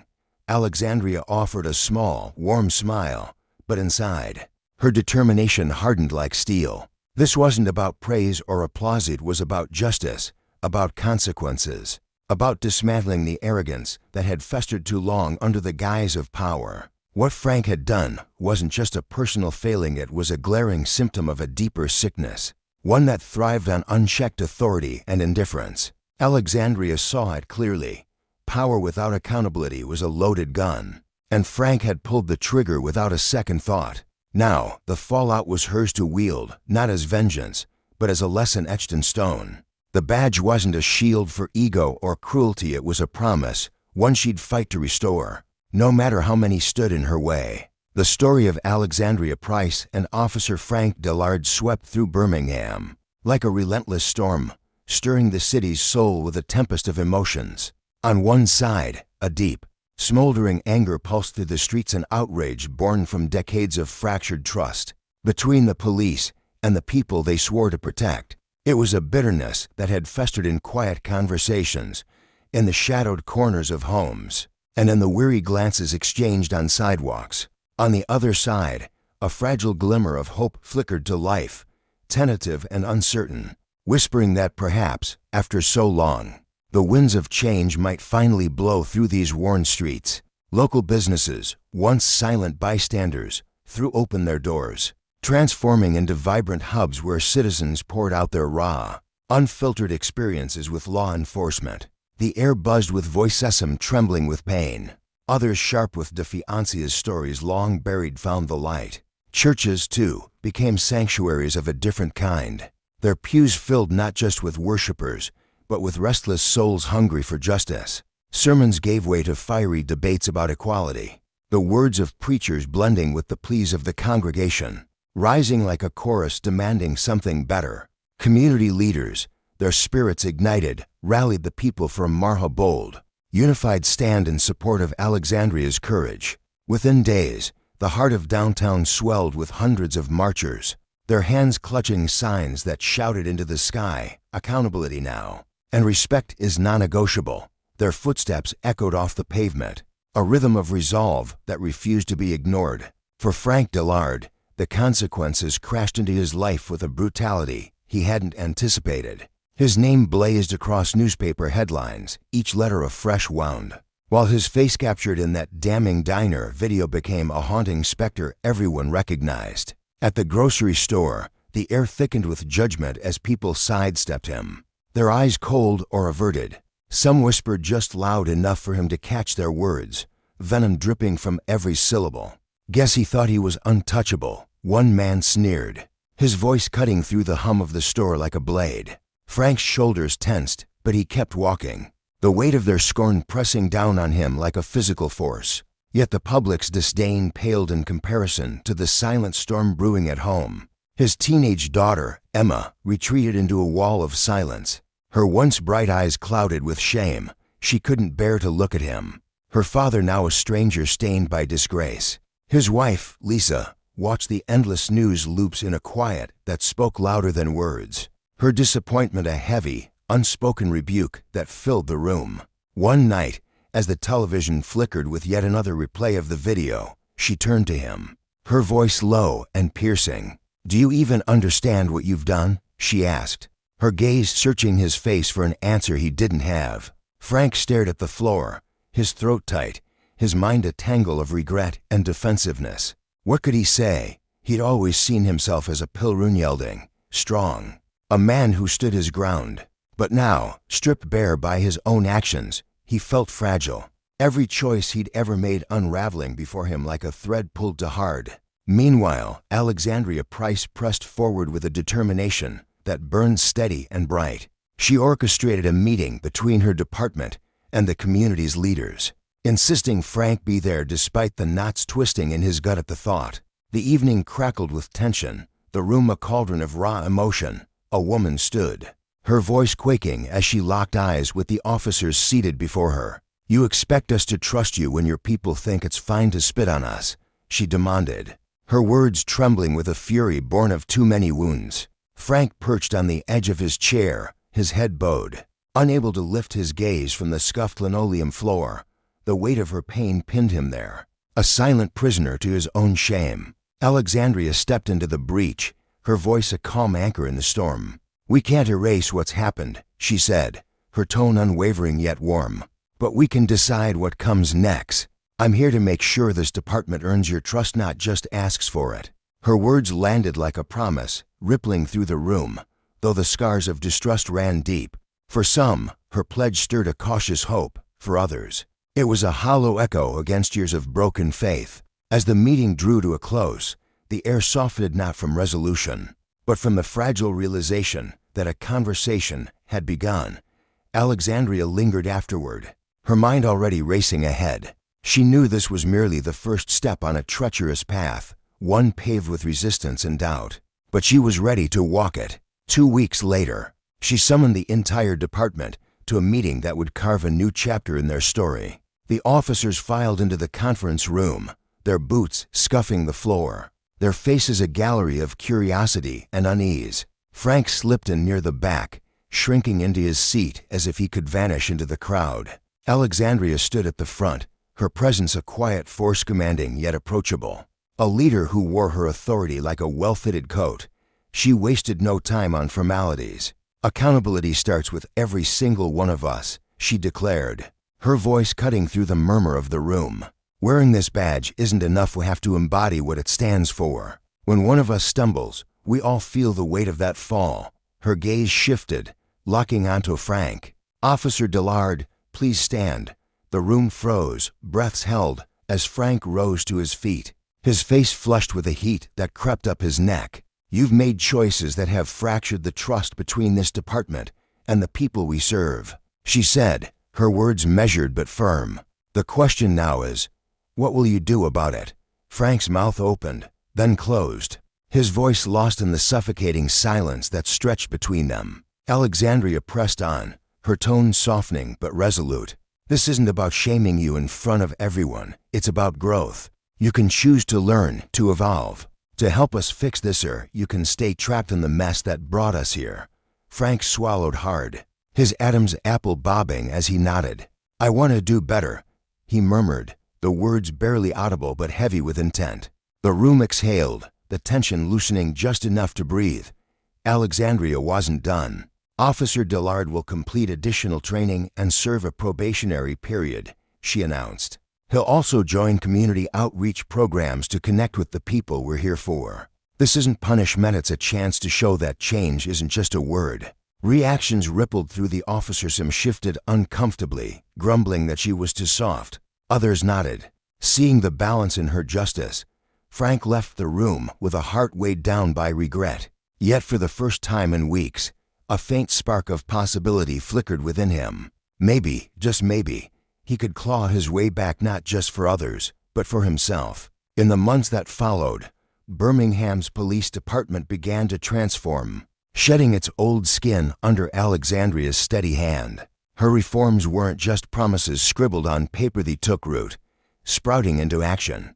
Officers attended workshops led by community leaders, sitting face to face with residents who laid bare their fears and frustrations. The stories poured out, tales of profiling, of humiliation, of a system that too often saw them as threats rather than neighbors. At first, some officers crossed their arms, their jaws tight with resistance. But the weight of those voices began to seep through their defenses, stirring something human beneath the badges. For Frank, redemption was a jagged, uphill climb. As part of his probation, he was assigned to a youth program in a predominantly black neighborhood, a place where his uniform felt like a scarlet letter. On his first day, he stood stiffly among the kids, the fabric of his shirt itching against his skin as their wary eyes sized him up. "Why's he here?" one boy muttered loudly to his friend, the words slicing through Frank's pretense of indifference. He winced inwardly, the sting of their mistrust a mirror to his own failures. But over time, something shifted. He started small, helping with math problems, cracking awkward jokes, even lacing up his sneakers to join their basketball games. He stumbled often, his efforts clumsy, but the kids noticed the sweat on his brow, the way he kept showing up. One afternoon, after a chaotic game, a girl named Tasha approached him, her small frame dwarfed by the hoop behind her. "Are you really trying to change?" she asked, her big brown eyes piercing through him with a skepticism far beyond her years. Frank knelt down, meeting her gaze. "I'm doing my best," he said, his voice raw with honesty. She studied him, her lips pursed, then gave a single nod. "Good. 'Cause we're watching you." Her words lodged in his chest, a quiet vow he carried with him like a talisman. Alexandria, meanwhile, wove herself deeper into the fabric of the community. She met tirelessly with leaders, her notepad filled with their concerns, her policies shaped by their voices. At one meeting, an elder named Mr. Coleman, his face etched with the lines of a long life, pulled her aside. "Chief Price," he said, his voice gravelly with experience, "I've seen plenty of folks come through here with big talk and empty hands, but you're the first one who's made me think maybe things could actually shift." Alexandria smiled, but her response was grounded. "Thank you, Mr. Coleman. But this isn't about hope on its own. It's about what we do together." The city began to feel the change. Complaints against the police dwindled, a slow but steady trickle of trust seeping back in. Residents trickled into public safety meetings, their chairs no longer empty, their voices no longer silenced. The department wasn't flawless, far from it, but the progress was tangible. A foundation built brick by brick. Frank felt it too. One evening, as he trudged to his car after a long shift at the youth center, a man stepped into his path. "Officer Dillard," the man said, his tone steady. Frank turned, bracing himself. "Yeah," the man nodded. "I saw that video. Made my blood boil. But I've been watching you these past few months. You're different now." "I respect that." Frank blinked, caught off guard, and managed a gruff thank you as the man walked away. Driving home that night, a warmth bloomed in his chest, pride, not in his own glory, but in the slow, messy work of making things right. A year passed, and Birmingham stood transformed, not healed, but growing. The wounds of history lingered, but the seeds Alexandria had planted were sprouting, their roots sinking deep.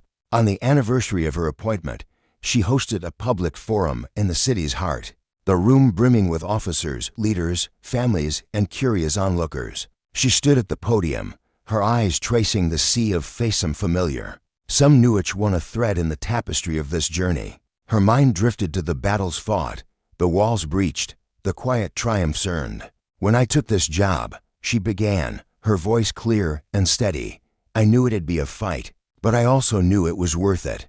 What we've done this year isn't about one department or one mistake, it's about a community rising up to demand justice and hold itself to account."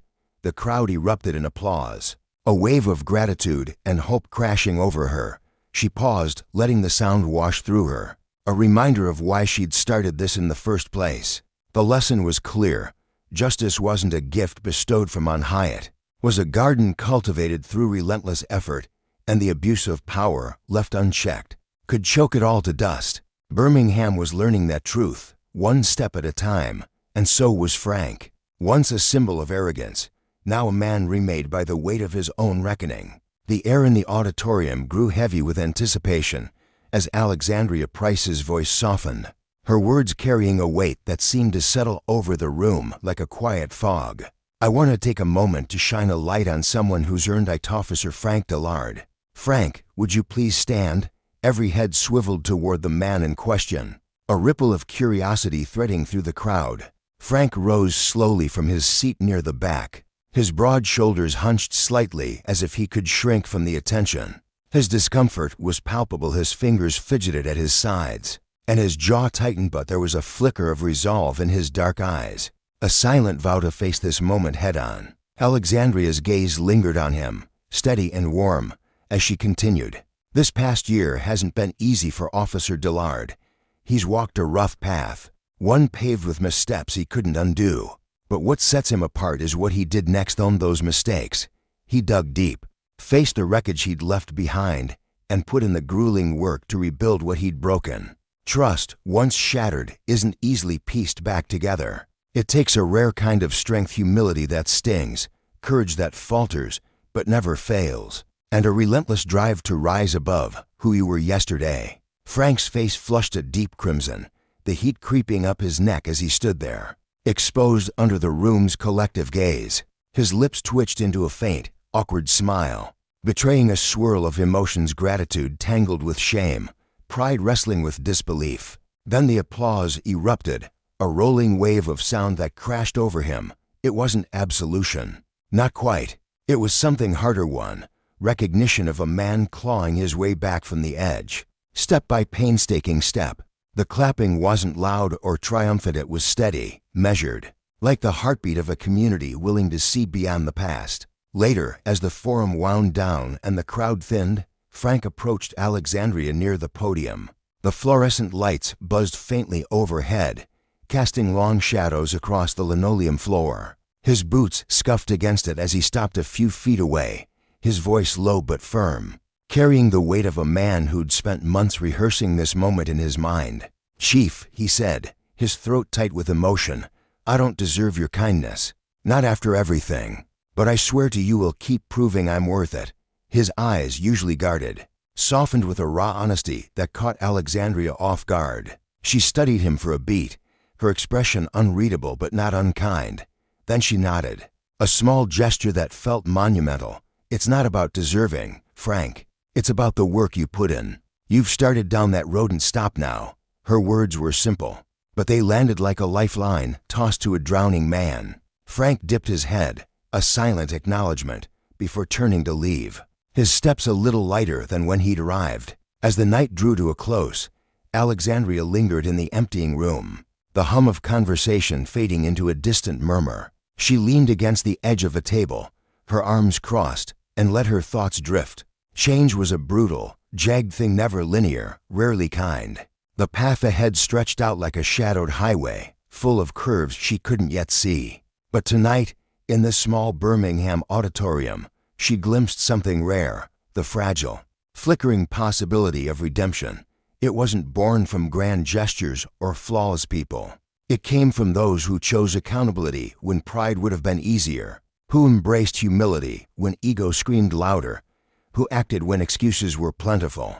In a world fractured by bias and rage, this quiet corner of her city had dared to show that transformation wasn't a myth, it was a slow, stubborn climb, fueled by persistence over perfection. Frank Dillard's story, entwined with her own, wasn't just a fleeting news blurb anymore. It was a lesson etched in sweat and resolve, a testament that real change began with one trembling step and the guts to keep going, no matter how steep the incline. Across town, on an ordinary Tuesday in Harlem, the sun was just beginning its ascent, painting the skyline in hues of gold and amber. The streets buzzed with life. Vendors hawked steaming cups of coffee, their voices cutting through the crisp morning air. Workers hustled toward the subway, briefcases swinging. Neighbors exchanged quick hellos, their laughter a familiar soundtrack. Harlem thrummed with a restless energy, a neighborhood where every day felt like it could tip into something extraordinary. At the heart of it was Malik Edwards, a 35-year-old man whose presence was a quiet force. Dressed in a sharp navy suit, his shoes gleaming with fresh polish, he moved with a confidence that drew eyes without demanding them. He was the kind of person who could fade into the crowd one moment and command it the next, his magnetism understated but undeniable. As he strolled down Lenox Avenue, folks tipped their heads in greeting. Malik was a fixture here, a son of Harlem shaped by its grit and grace. But this morning carried a different weight. As he approached his Cara sleek black sedan parked outside a weathered brownstone, his peripheral vision caught two figures closing in. Police officers, their strides purposeful, their faces carved with suspicion. He'd seen them before, patrolling these streets like silent sentinels, never sparing him a glance. Today, though, their focus was razor-sharp, locked on him. "Excuse me, sir," one of them barked, his voice clipped and cold. Malik turned, his stomach tightening as he read the name on the badge, Officer Kirkland. The second officer, Mendoza, hovered just behind, his hand resting near his belt in a way that set Malik's nerves on edge. "Yes," Malik replied, keeping his tone even, though a thread of unease wound through him. Kirkland's eyes narrowed, glinting with something Malik couldn't quite place. Distrust, maybe, or a hunger for control. Can I see some ID? The question was a jab, not a request. Malik had danced this dance before. Stopped for no cause, questioned for no reason, but he'd learned to navigate it with a calm his father had ingrained in him. Stay polite, stay steady. Don't give them an inch to twist. He reached for his wallet, his movements deliberate. May I ask why you need it? Kirkland's lip curled slightly, his tone hardening. You match the description of someone we're looking for. Just show me. Malik handed over his driver's license, his fingers brushing the worn leather of his wallet. Kirkland snatched it, scrutinizing it with a raised brow, the silence stretching taut between them. After a long, deliberate pause, he shoved it back without a word. But the interrogation wasn't over. What are you doing in this neighborhood? Kirkland asked, his voice dripping with accusation, as if Malik were an intruder in his own home. I live here, Malik said, his calm fraying at the edges. I'm just heading to work. Kirkland shot a glance at Mendoza, who stepped closer, his presence looming. Malik's pulse quickened, a drumbeat of dread he couldn't silence. Where are you coming from? Kirkland pressed, relentless. I had breakfast at the diner down the street, Malik answered, fighting to keep his voice from rising. Is there a problem, officer? Just answer the questions, Mendoza snapped, his hand inching toward his belt. Malik inhaled deeply, his father's words echoing louder now. Don't give them a reason. I'm a lawyer, he said, hoping the truth might cut through the tension. I've got a meeting in an hour, so if there's nothing else. Kirkland's smirk widened, a glint of mockery in his eyes. A lawyer, huh, that's interesting. The air shifted, thick with something Malik couldn't name but could feel a storm brewing. Dark and inevitable. Look, officer, I haven't done anything wrong. I just want to get to work. Kirkland ignored him, his voice dropping low. Mind if we take a look inside your car? Malik's gut twisted. He had nothing to hide, but he knew how fast routine could spiral into chaos. I'd prefer if you didn't, he said carefully. I need to get going. Kirkland stepped closer, his hand grazing the baton at his hip. Step away from the car. Malik hesitated, his mind racing. Comply or push back. The choice was stolen from him. Kirkland lunged, seizing Malik's arm and wrenching it behind his back with a force that sent a jolt of pain searing through his shoulder. Malik gasped, his voice cracking as he protested. What are you doing? Mendoza was on him in a flash, slamming him to the ground, his knee digging into Malik's spine.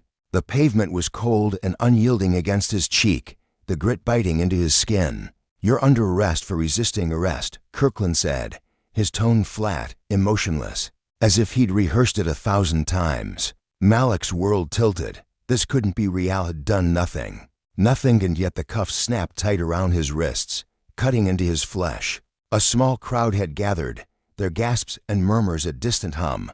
Across the street, a young woman fumbled with her phone, recording the scene, her wide eyes meeting Malik's for a fleeting second. Hope flared briefly in his chest. Maybe the truth would surface. Maybe this wouldn't be buried. But as he was hauled to his feet and shoved into the squad car, the door slamming shut with a hollow thud, he knew this fight was just beginning. The police station was a stark, suffocating contrast to Harlem's vibrant cycled concrete walls. Flickering fluorescent lights, the sharp tang of disinfectant hanging in the air. Malik was marched through the booking area, his suit now rumpled, his dignity fraying but intact.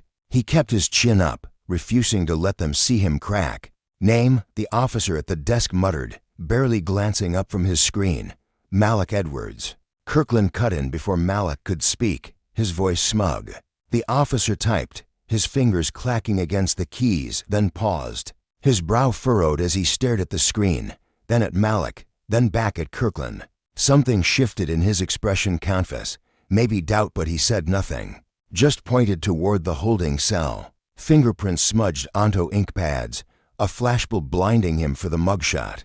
And then the clang of a cell door locking him in. The space was small and grimy, the paint peeling in jagged strips from the walls. Malik sank onto the bench, his mind a whirlwind of disbelief and fury. How had it come to this? He'd clawed his way up law school, late nights, A career built brick by brickenly to end up here. Caged for no reason but the color of his skin and the whims of men with badges. Hours crawled by, the silence broken only by the shuffle of boots outside. He held himself together, but beneath the surface, fear not would anyone hear his side. Would this stain everything he'd fought for? Then a ripple of change stirred the station's stale air. Kirkland strutted through the halls, his chest puffed with arrogance. When a younger officer barely out of training, his face still soft with inexperience, entered him. "Kirkland," he said, his voice low but urgent, "you know who you brought in?" The question hung there, heavy with implication, as the station's hum seemed to falter. Malik, from his cell, couldn't hear the rest, but the shift was unmistakable. Justice, he thought, might not be blind, but it was slow, and it demanded a reckoning. For men like Kirkland, who wielded power like a club, the consequences were coming. And for Malik, trapped in this moment, it was a reminder that even the innocent had to fight to be seen. The late summer sun blazed relentlessly over New York, its heat clinging to every surface, seeping into the skin of everyone who dared to step outside. The air was thick, humid, and unyielding, but the city pulsed with an energy that refused to be stifled. In Harlem, where the streets buzzed with life, Malik Edwards walked with a quiet determination, his strides steady despite the weight of the past few months. His phone vibrated incessantly in his pocket, messages of gratitude, pleas for interviews, and a flood of new cases pouring in. Just days ago, he'd emerged victorious from a courtroom battle that had shaken the city to its core. It wasn't just a personal win.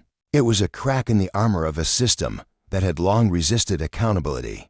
Yet Malik felt no urge to bask in the glow of triumph. His mind was already racing ahead, plotting the next steps in a fight he knew was far from over. Earlier that day, Officer Kirkland had stood on the precinct steps, his uniform crisp but his confidence shattered. The arrest had seemed routine, at the time a quick flex of authority, a chance to assert control over a situation he barely understood. Malik had been walking home from a long day at his law firm, his briefcase swinging lightly at his side, when Kirkland's patrol car screeched to a halt beside him. The officer's voice had boomed with unwarranted aggression, demanding ID, barking orders as if Malik were a threat rather than a man minding his own business. Kirkland hadn't known who he was dealing with, not at first. His younger partner, Mendoza, had been the one to catch it, his eyes widening as he stammered, "Wait, hold on. This isn't just some guy. That's Malik Edwards, the civil rights attorney. His name was all over the news last week, those big cases downtown." Kirkland had frozen mid-step, his hands still hovering over his cuffs. "You're kidding me," he'd muttered, but Mendoza's shake of the head was firm, urgent. "I'm serious, man. You need to think this through. If this gets out and it will, people are gonna lose it. He's not some nobody you can rough up and walk away from." For the first time that day, a flicker of uncertainty crossed Kirkland's face. His smirk, once sharp and kosher, wavered as doubt gnawed at him. Had he misjudged this? The thought burrowed into his mind, a splinter he couldn't ignore. He'd acted on impulse, driven by a need to dominate. But now the consequences loomed larger than he'd anticipated. Justice, he was beginning to realize, wasn't as pliable as he'd once believed. Outside the precinct, the scene had spiraled beyond anyone's control. What began as a handful of curious neighbors peering from their stoops had swelled into a restless throng. Word of Malik's arrest had raced through Harlem like wildfire, carried on whispers and shouts, igniting outrage in its wake. Dozens gathered, their voices rising in a chorus of defiance. Signs bobbed above their heads, "Free Malik," and "Justice now," scrawled in bold marker on cardboard torn from old boxes.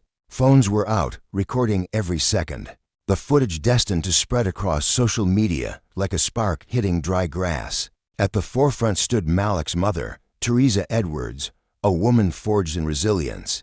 Her face was a mask of fury, her jaw tight, her eyes blazing with a fire that could have melted steel. She'd raised Malik to stand tall, to fight for what was right. And now she planted herself like a sentinel, her voice cutting through the clamor. "My son doesn't belong in there," she bellowed, her words a rallying cry. "You won't silence him, and you won't silence us." She wasn't just a mother in that moment, she was a force, unyielding and unbreakable. Inside the station, the air grew heavy with tension. Lieutenant Ramirez, still new to the precinct, watched from her office window as the crowd multiplied. Her fingers drummed nervously against the sill, her breath fogging the glass. She'd only been on the job a few months, but she'd heard Malik's name before, whispered in legal circles, printed in headlines. A man who'd taken on giants and won. The moment she'd caught wind of his arrest, a pit had formed in her stomach. "This is gonna get ugly," she murmured, pacing the cramped space of her office. Her boots clicked against the linoleum, each step echoing her growing unease. She could feel the pressure mounting, a storm brewing just beyond those walls. The officers under her command shuffled uneasily in the halls, their bravado fading as the chants outside grew louder. Ramirez knew they couldn't sit on this, they had to act, and soon. Hours dragged by in the cell where Malik sat, the concrete bench biting into his back. His suit, once pristine, was rumpled now, but his composure remained intact. He'd spent his career dismantling injustice, piece by piece, and this wrongful arrest was just another battle. When the door finally creaked open, Lieutenant Ramirez stood in the frame, her expression a careful mask of neutrality. "Mr. Edwards," she said, her tone clipped but formal. "You're free to go." Malik rose slowly, his muscles stiff, his silence louder than any words. He followed her through the station, past officers who couldn't meet his gaze.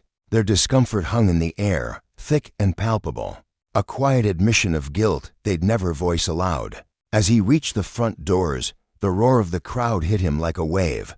Cheers erupted, a thunderous swell of relief and triumph, but Malik's face stayed steady, his eyes sharp with resolve. This wasn't the end, it was barely the beginning. Ramirez lingered behind him, her hands clasped tightly. She hesitated, then stepped closer, her voice dropping to a near whisper. "I'm sorry for what happened today. This shouldn't have gone down like it did." Malik turned, meeting her gaze with an intensity that made her flinch. "You're right," he said, his voice low and unwavering. "It shouldn't have." Then he stepped outside, into the embrace of his mother's arms, into the heart of a community that had rallied for him. Cameras flashed, reporters shouted, but Malik tuned it all out. His fight wasn't with the microphones or the headlines, it was with the system that had dared to chain him. The days that followed were a whirlwind of chaos and purpose. Malik's arrest became the story, plastered across every news outlet, the viral footage stoking a firestorm of debate. Kirkland and Mendoza were sidelined, placed on leave while the department scrambled to contain the fallout. But Malik wasn't satisfied with half measures. He filed a lawsuit, his resolve ironclad, determined to carve accountability from a system that had shielded its own for too long. The city split down the middle. Some clung to the narrative that the officers were just doing their jobs, while others saw Malik's ordeal as a glaring symptom of a deeper rot. Racial profiling, power unchecked, justice denied. These weren't abstractions to Malik. They were the fuel that had driven him through law school, through every case he'd ever taken. When the trial began months later, the courtroom was a pressure cooker. Spectators packed the benches, their whispers buzzing like static. Malik sat at the plaintiff's table, his legal team flanking him, his expression a blend of calm and steel. Kirkland took the stand first, his voice unsteady as he tried to paint the arrest as routine, justified. Mendoza followed, fidgeting with his tie, his answers faltering under cross-examination. The evidence was damning: shaky cell phone videos, the witness testimonies, the stark reality that Malik had been targeted for no reason but the color of his skin, and the threat he posed to the status quo. When the verdict came guilty, accountable, the room exploded. Kirkland and Mendoza were out, the department ordered to pay, but Malik's victory felt hollow. Justice had been served, yet the war raged on. Outside the courthouse, surrounded by a sea of microphones and supporters, Malik spoke with a quiet power that silenced the chaos. "This isn't just my fight," he said, his voice steady as stone. "It's ours. We deserve dignity, we deserve respect, and we won't stop until we have it." The crowd roared, but Malik's thoughts were already elsewhere, in the reforms he'd push for, the cases he'd take, the movement he'd lead. In Harlem, at Sylvia's, he met Emma Rodriguez, a firebrand organizer with a mind as sharp as his. Over plates of fried chicken and iced tea, they mapped out the Futuria Civilian Review Board. Community oversight, a city where power answered to the people. It was ambitious, daunting, but Malik thrived on the impossible. As he walked those familiar streets, the heat still clinging to his skin, he felt not just purpose, but strength. The lesson was clear: abuse power, and the consequences will find you. Justice wasn't a gift, it was a demand, and Malik was ready to keep demanding it. Malik Edwards stepped into the sprawling expanse of Union Square, seeking a moment of solace to untangle the knots in his mind. The late afternoon sun cast long shadows across the pavement, where the rhythmic clatter of skateboards mingled with the laughter of children, darting between their parents' legs. Artists hunched over their easels, brushes dancing across canvases, capturing the chaotic beauty of the city. The air buzzed with life, a sharp contrast to the storm brewing inside him. His phone vibrated in his pocket, jolting him from his thoughts. The number flashing on the screen was unfamiliar, and for a moment, he considered letting it ring out. But some ethnic instinct perhaps urged him to answer. Malik, the voice on the other end, was tentative yet warm, laced with an edge of urgency. It belonged to Lieutenant Ramirez, a woman whose face he could still picture from the day she'd unlocked his cell door months ago. "Can we meet? There's something you need to know." Her words hung in the air, heavy with unspoken weight.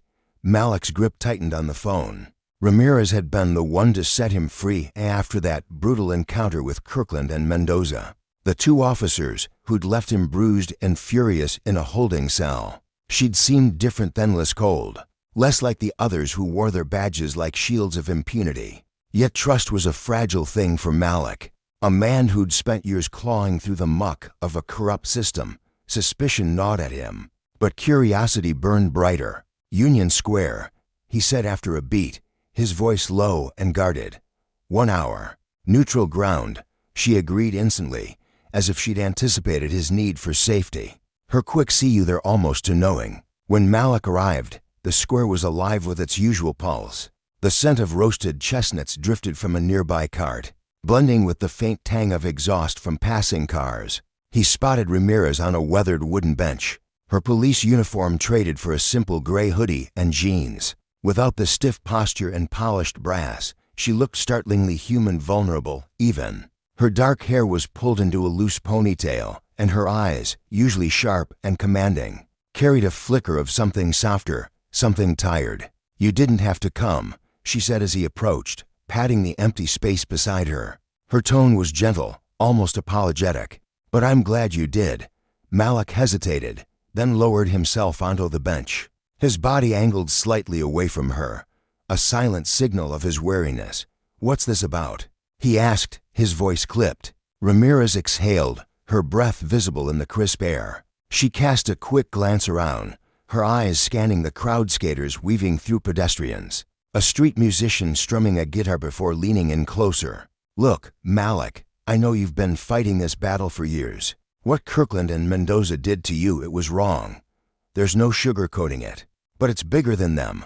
Her words hit him like a punch to the gut, stirring the embers of an anger he'd carried since that night in the cell. The metallic taste of blood still a memory on his tongue. What are you saying?"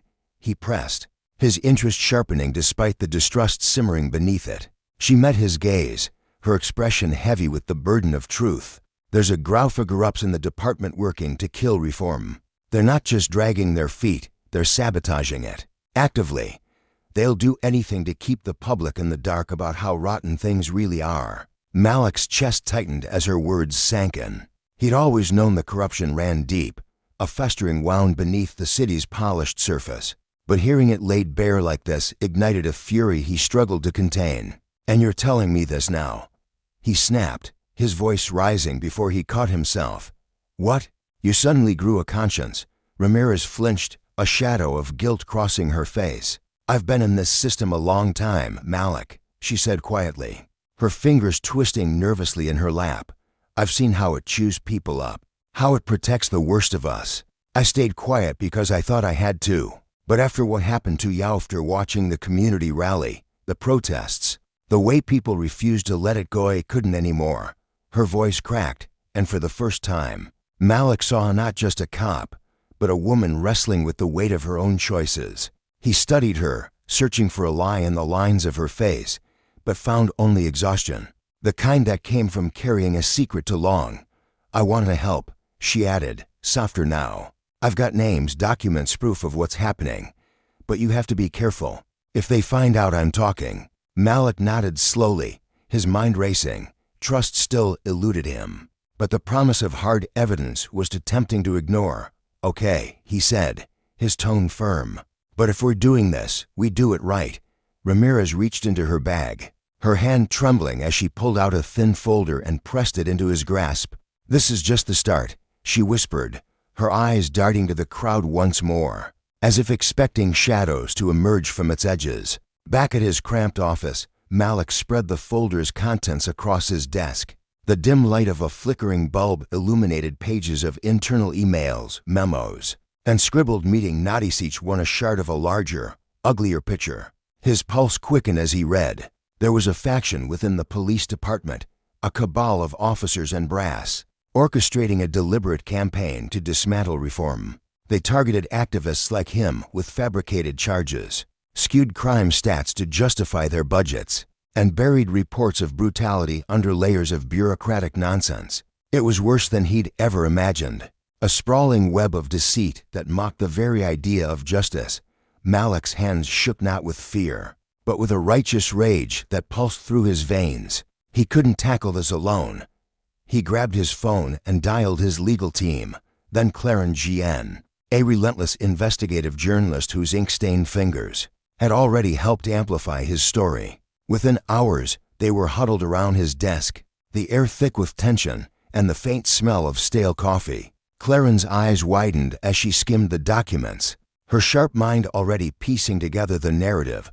"This is dynamite, Malik," she said, her voice a mix of awe and urgency. She was a weary woman in her late 30s, with a mop of unruly curls and a fire in her gaze that could burn through lies.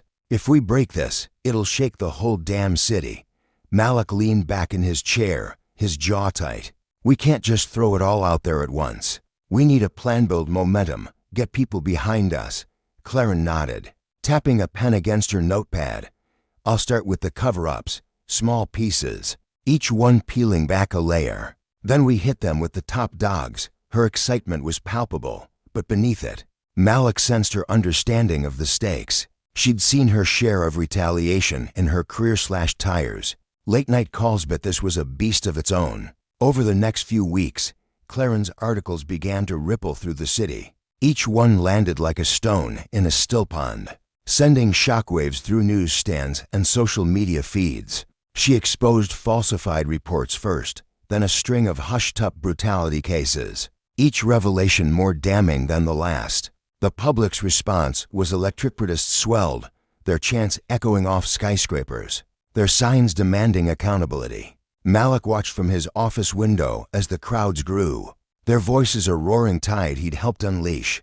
But with every story, he felt the noose tightening. Power didn't crumble quietly, and he knew the people pulling strings wouldn't let their kingdom fall without a fight. One evening, as dusk painted the streets in hues of orange and gray, Malik stepped out of his office, exhaustion weighing on his shoulders. The usual clamor of the city had faded to an eerie stillness, the kind that made the hairs on his neck stand up. His eyes caught on a black SUV parked across the street, its tinted windows reflecting the last slivers of daylight. He'd seen it before, lurking in the periphery of his days, but tonight it felt different, closer, more deliberate. As he fumbled for his car keys, a figure emerged from the shadows.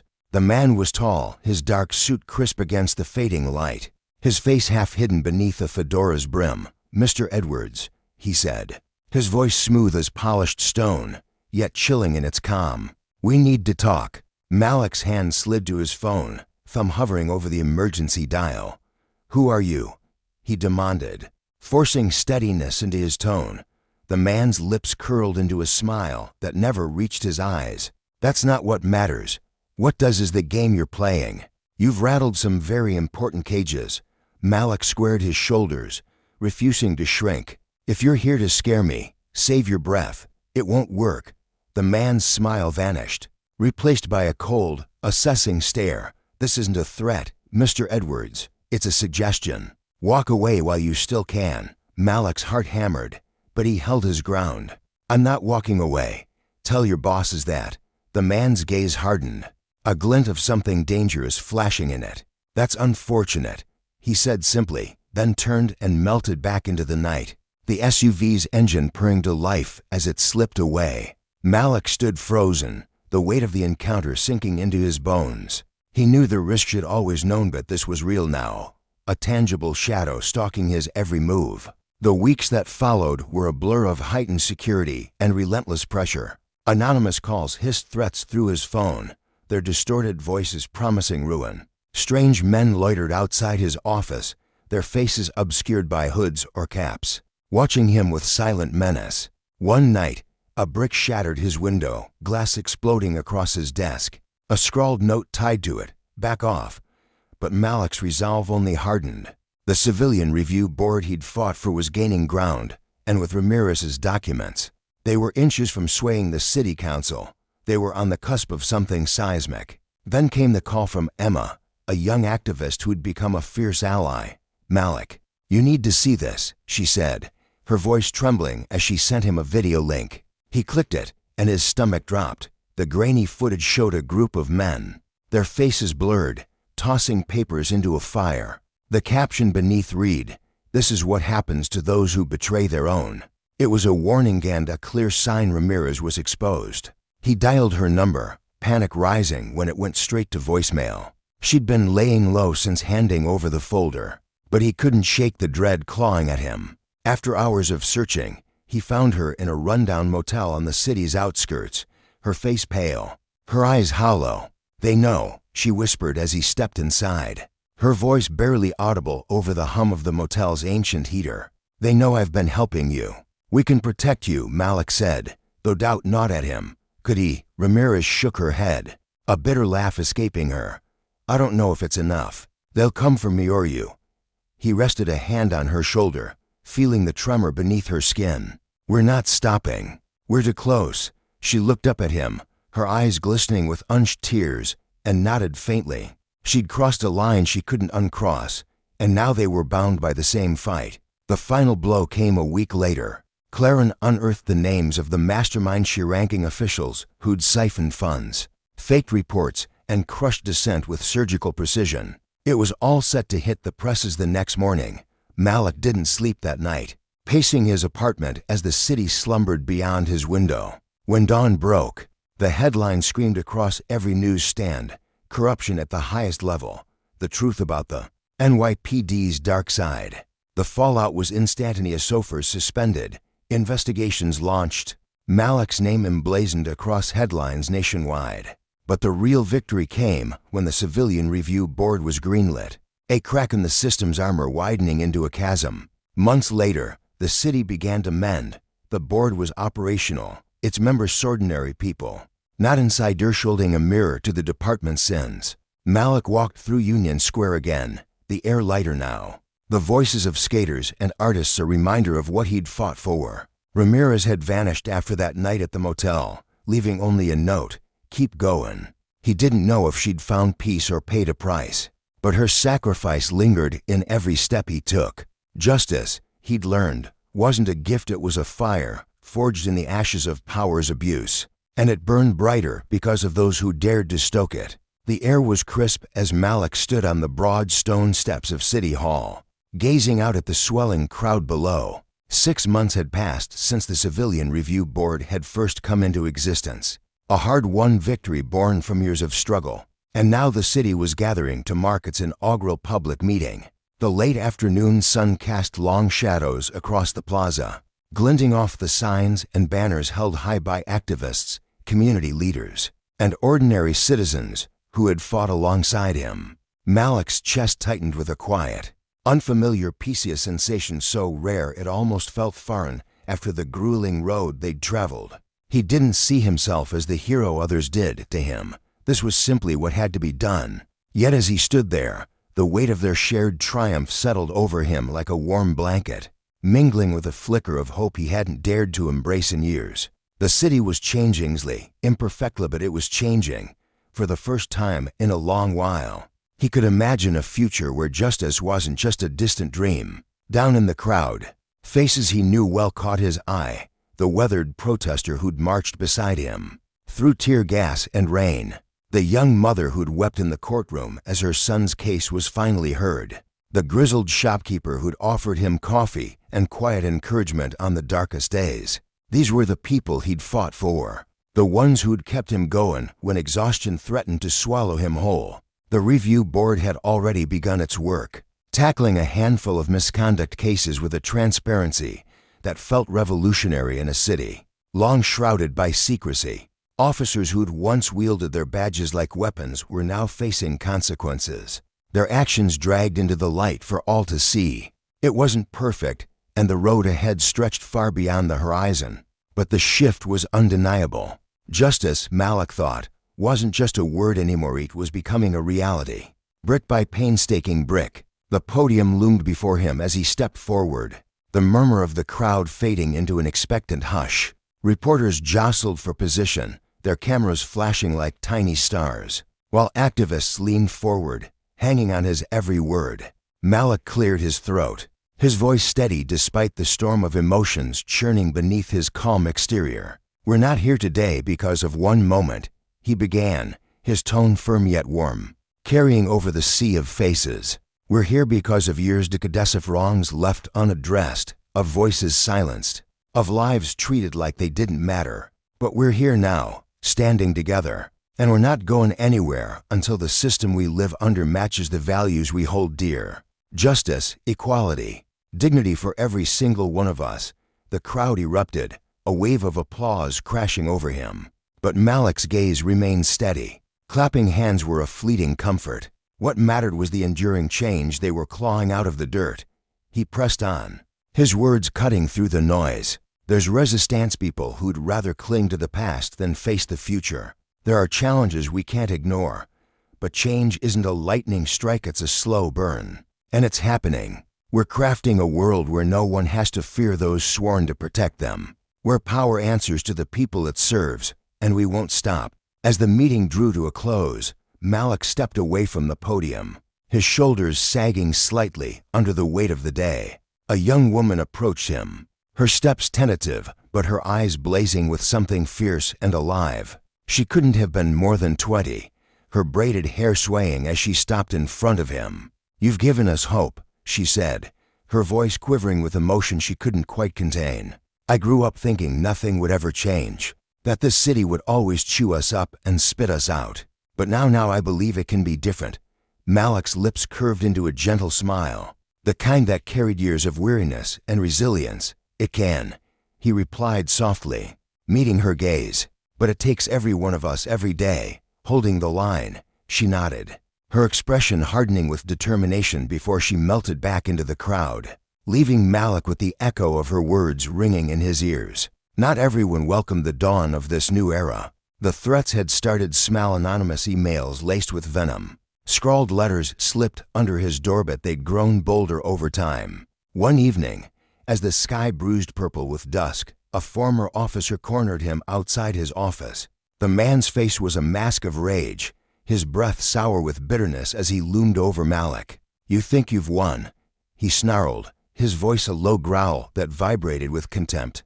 "You think you've changed a damn thing. People like you built this city. People like you're just tearing it down."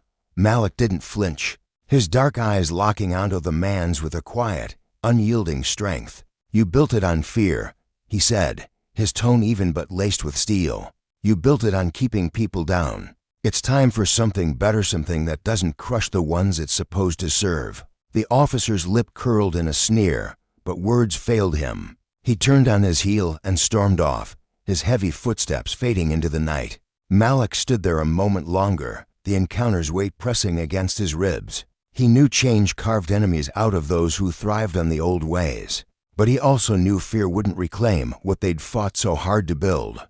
Days later, his phone buzzed with a call from Ramirez, her voice thinner than he remembered, frayed at the edges by exhaustion. They met in a quiet corner of a local cafe, the hum of conversation and the clink of cups a soft backdrop to their reunion. Ramirez sat across from him, her hands wrapped around a steaming mug, her shoulders hunched as if carrying an invisible burden. Dark circles shadowed her eyes, and her usual fire seemed dimmed, flickering rather than blazing. "They're still watching me," she murmured, her gaze darting to the window before settling back on her coffee. "Every time I step outside, every time I walk into the stazione, can feel their eyes. They don't say a word, but they're waiting for me to stumble." Malik frowned, his brow creasing with concern. "You did the right thing, Ramirez. You pulled the curtain back on the truth when no one else would." She sighed, leaning back in her chair, her fingers tracing the rim of her mug. "I know that, but it's hard to shake the feeling that it cost me everything. My colleagues barely look at me now. Promotions, forget it. My family don't get why I couldn't just keep my head down." Malik leaned forward, his voice firm but kind. "You did it because it was right. That's not something you regret, it's something you carry, even when it's heavy. You gave people a chance to see what's real." A faint, tired smile tugged at her lips. "I just hope it was worth it," she said, almost to herself. "It is," Malik replied, his conviction unwavering. "It always is." As the months rolled on, Malik's focus began to shift, his vision expanding beyond the police department's walls. The review board was a vital piece, but it was only one thread in a tangled web of injustice. He started meeting with public defenders, their offices cramped and cluttered with case files, their eyes bright with a weary determination he recognized in himself. Together, they pushed for better resource, more funding, more staff, more hope for those who couldn't afford a voice in a system stacked against them. During one late-night strategy session, Emma, a sharp-minded organizer with a knack for seeing the bigger picture, leaned across the table, her voice alive with possibility. "People are listening now, Malik," she said, her hands gesturing animatedly. "We've got their attention. Why stop at police reform? Let's hit the roots: education, housing, health care. The disparities that choke this city don't start with a badge, they start way before that. If we mobilize now, we could reshape everything." Malik nodded, a spark igniting in his chest. "We've got momentum," he agreed. "Let's ride it as far as it'll take us." What began as a single ripple in their city soon swelled into a wave. They launched a campaign that stretched beyond precincts and courtrooms, targeting the deep-seated inequalities that had festered for generations. Town halls buzzed with voice angry, hopeful. Resolutious residents packed into school gymnasiums and community centers, their stories spilling out in raw, unfiltered waves. Malik and Emma brought together teachers, doctors, housing advocates, each one adding their expertise to a blueprint for transformation. Word spread, and soon Malik's name echoed beyond city limits, carried on the lips of reporters and lawmakers nationwide. Other cities began to look to their work, borrowing pieces of their model to mend their own fractured systems. Invitations poured in, conferences, panels, meetings with senators, and Malik found himself stepping onto stages he'd never imagined, sharing a vision of a society where power served rather than prayed. But with the spotlight came scrutiny, a relentless glare that picked apart his every move. The media dissected his words, critics questioned his motives, and there were nights when he sat alone in his apartment, the silence pressing in, wondering if the cost was too steep. The personal sacrifices, missed birthdays, the strained friendships, the quiet ache of isolation gnawed at him. Yet in those moments, he'd close his eyes and see the faces, the young woman who'd thanked him with trembling hands, the little girl who'd tugged at his sleeve and whispered she'd be a lawyer someday, the families who'd found a sliver of justice because he'd refused to back down. That was enough. It had to be. Years slipped by, and Malik's work took root, its branches spreading across the nation. Cities he'd never visited bore the mark of his efforts, their streets a little fairer, their systems a little kinder. He'd become a beacon of hope, of grit, of what could bloom when people dared to demand better. But he never lost sight of the horizon, where new battles loomed, shadowed by a system that resisted change with every fiber of its being. One evening, as he sat in his office, the glow of a desk lamp illuminating a sprawl of case files, his phone buzzed. It was a text from his mother, short and simple. "I'm proud of you."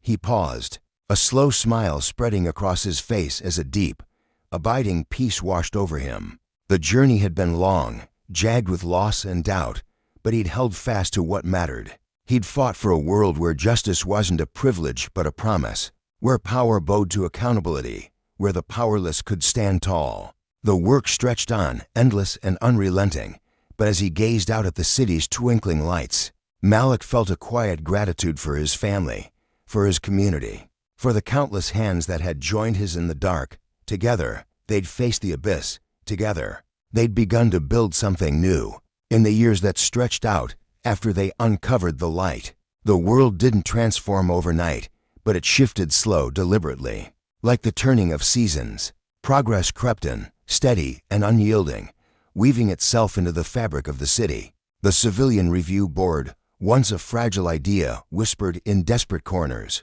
took root and grew into something solid, a permanent pillar in the sprawling maze of governance. No longer was police accountability a hollow phrase tossed around by politicians. To appease the restless, it became a living, breathing force, a reality that pulsed through the streets, demanding to be felt. Malik's tireless efforts rippled outward, igniting sparks in the hearts of others, his name becoming a quiet anthem for those who dared to dream of fairness. His legacy didn't just linger, it swelled, blossoming as new voices rose from the shadow Siang. Fierce leaders ready to grip the torch he'd carried and charge forward into the endless battle for justice. A decade passed, 10 years since the landmark case that had cracked open the city's conscience, and Harlem stood still for a moment to honor it. On that crisp, golden afternoon, they unveiled a statue, a monument to Malik's unshakable resolve and the countless lives he'd touched. It wasn't some grand, towering thing meant to intimidate.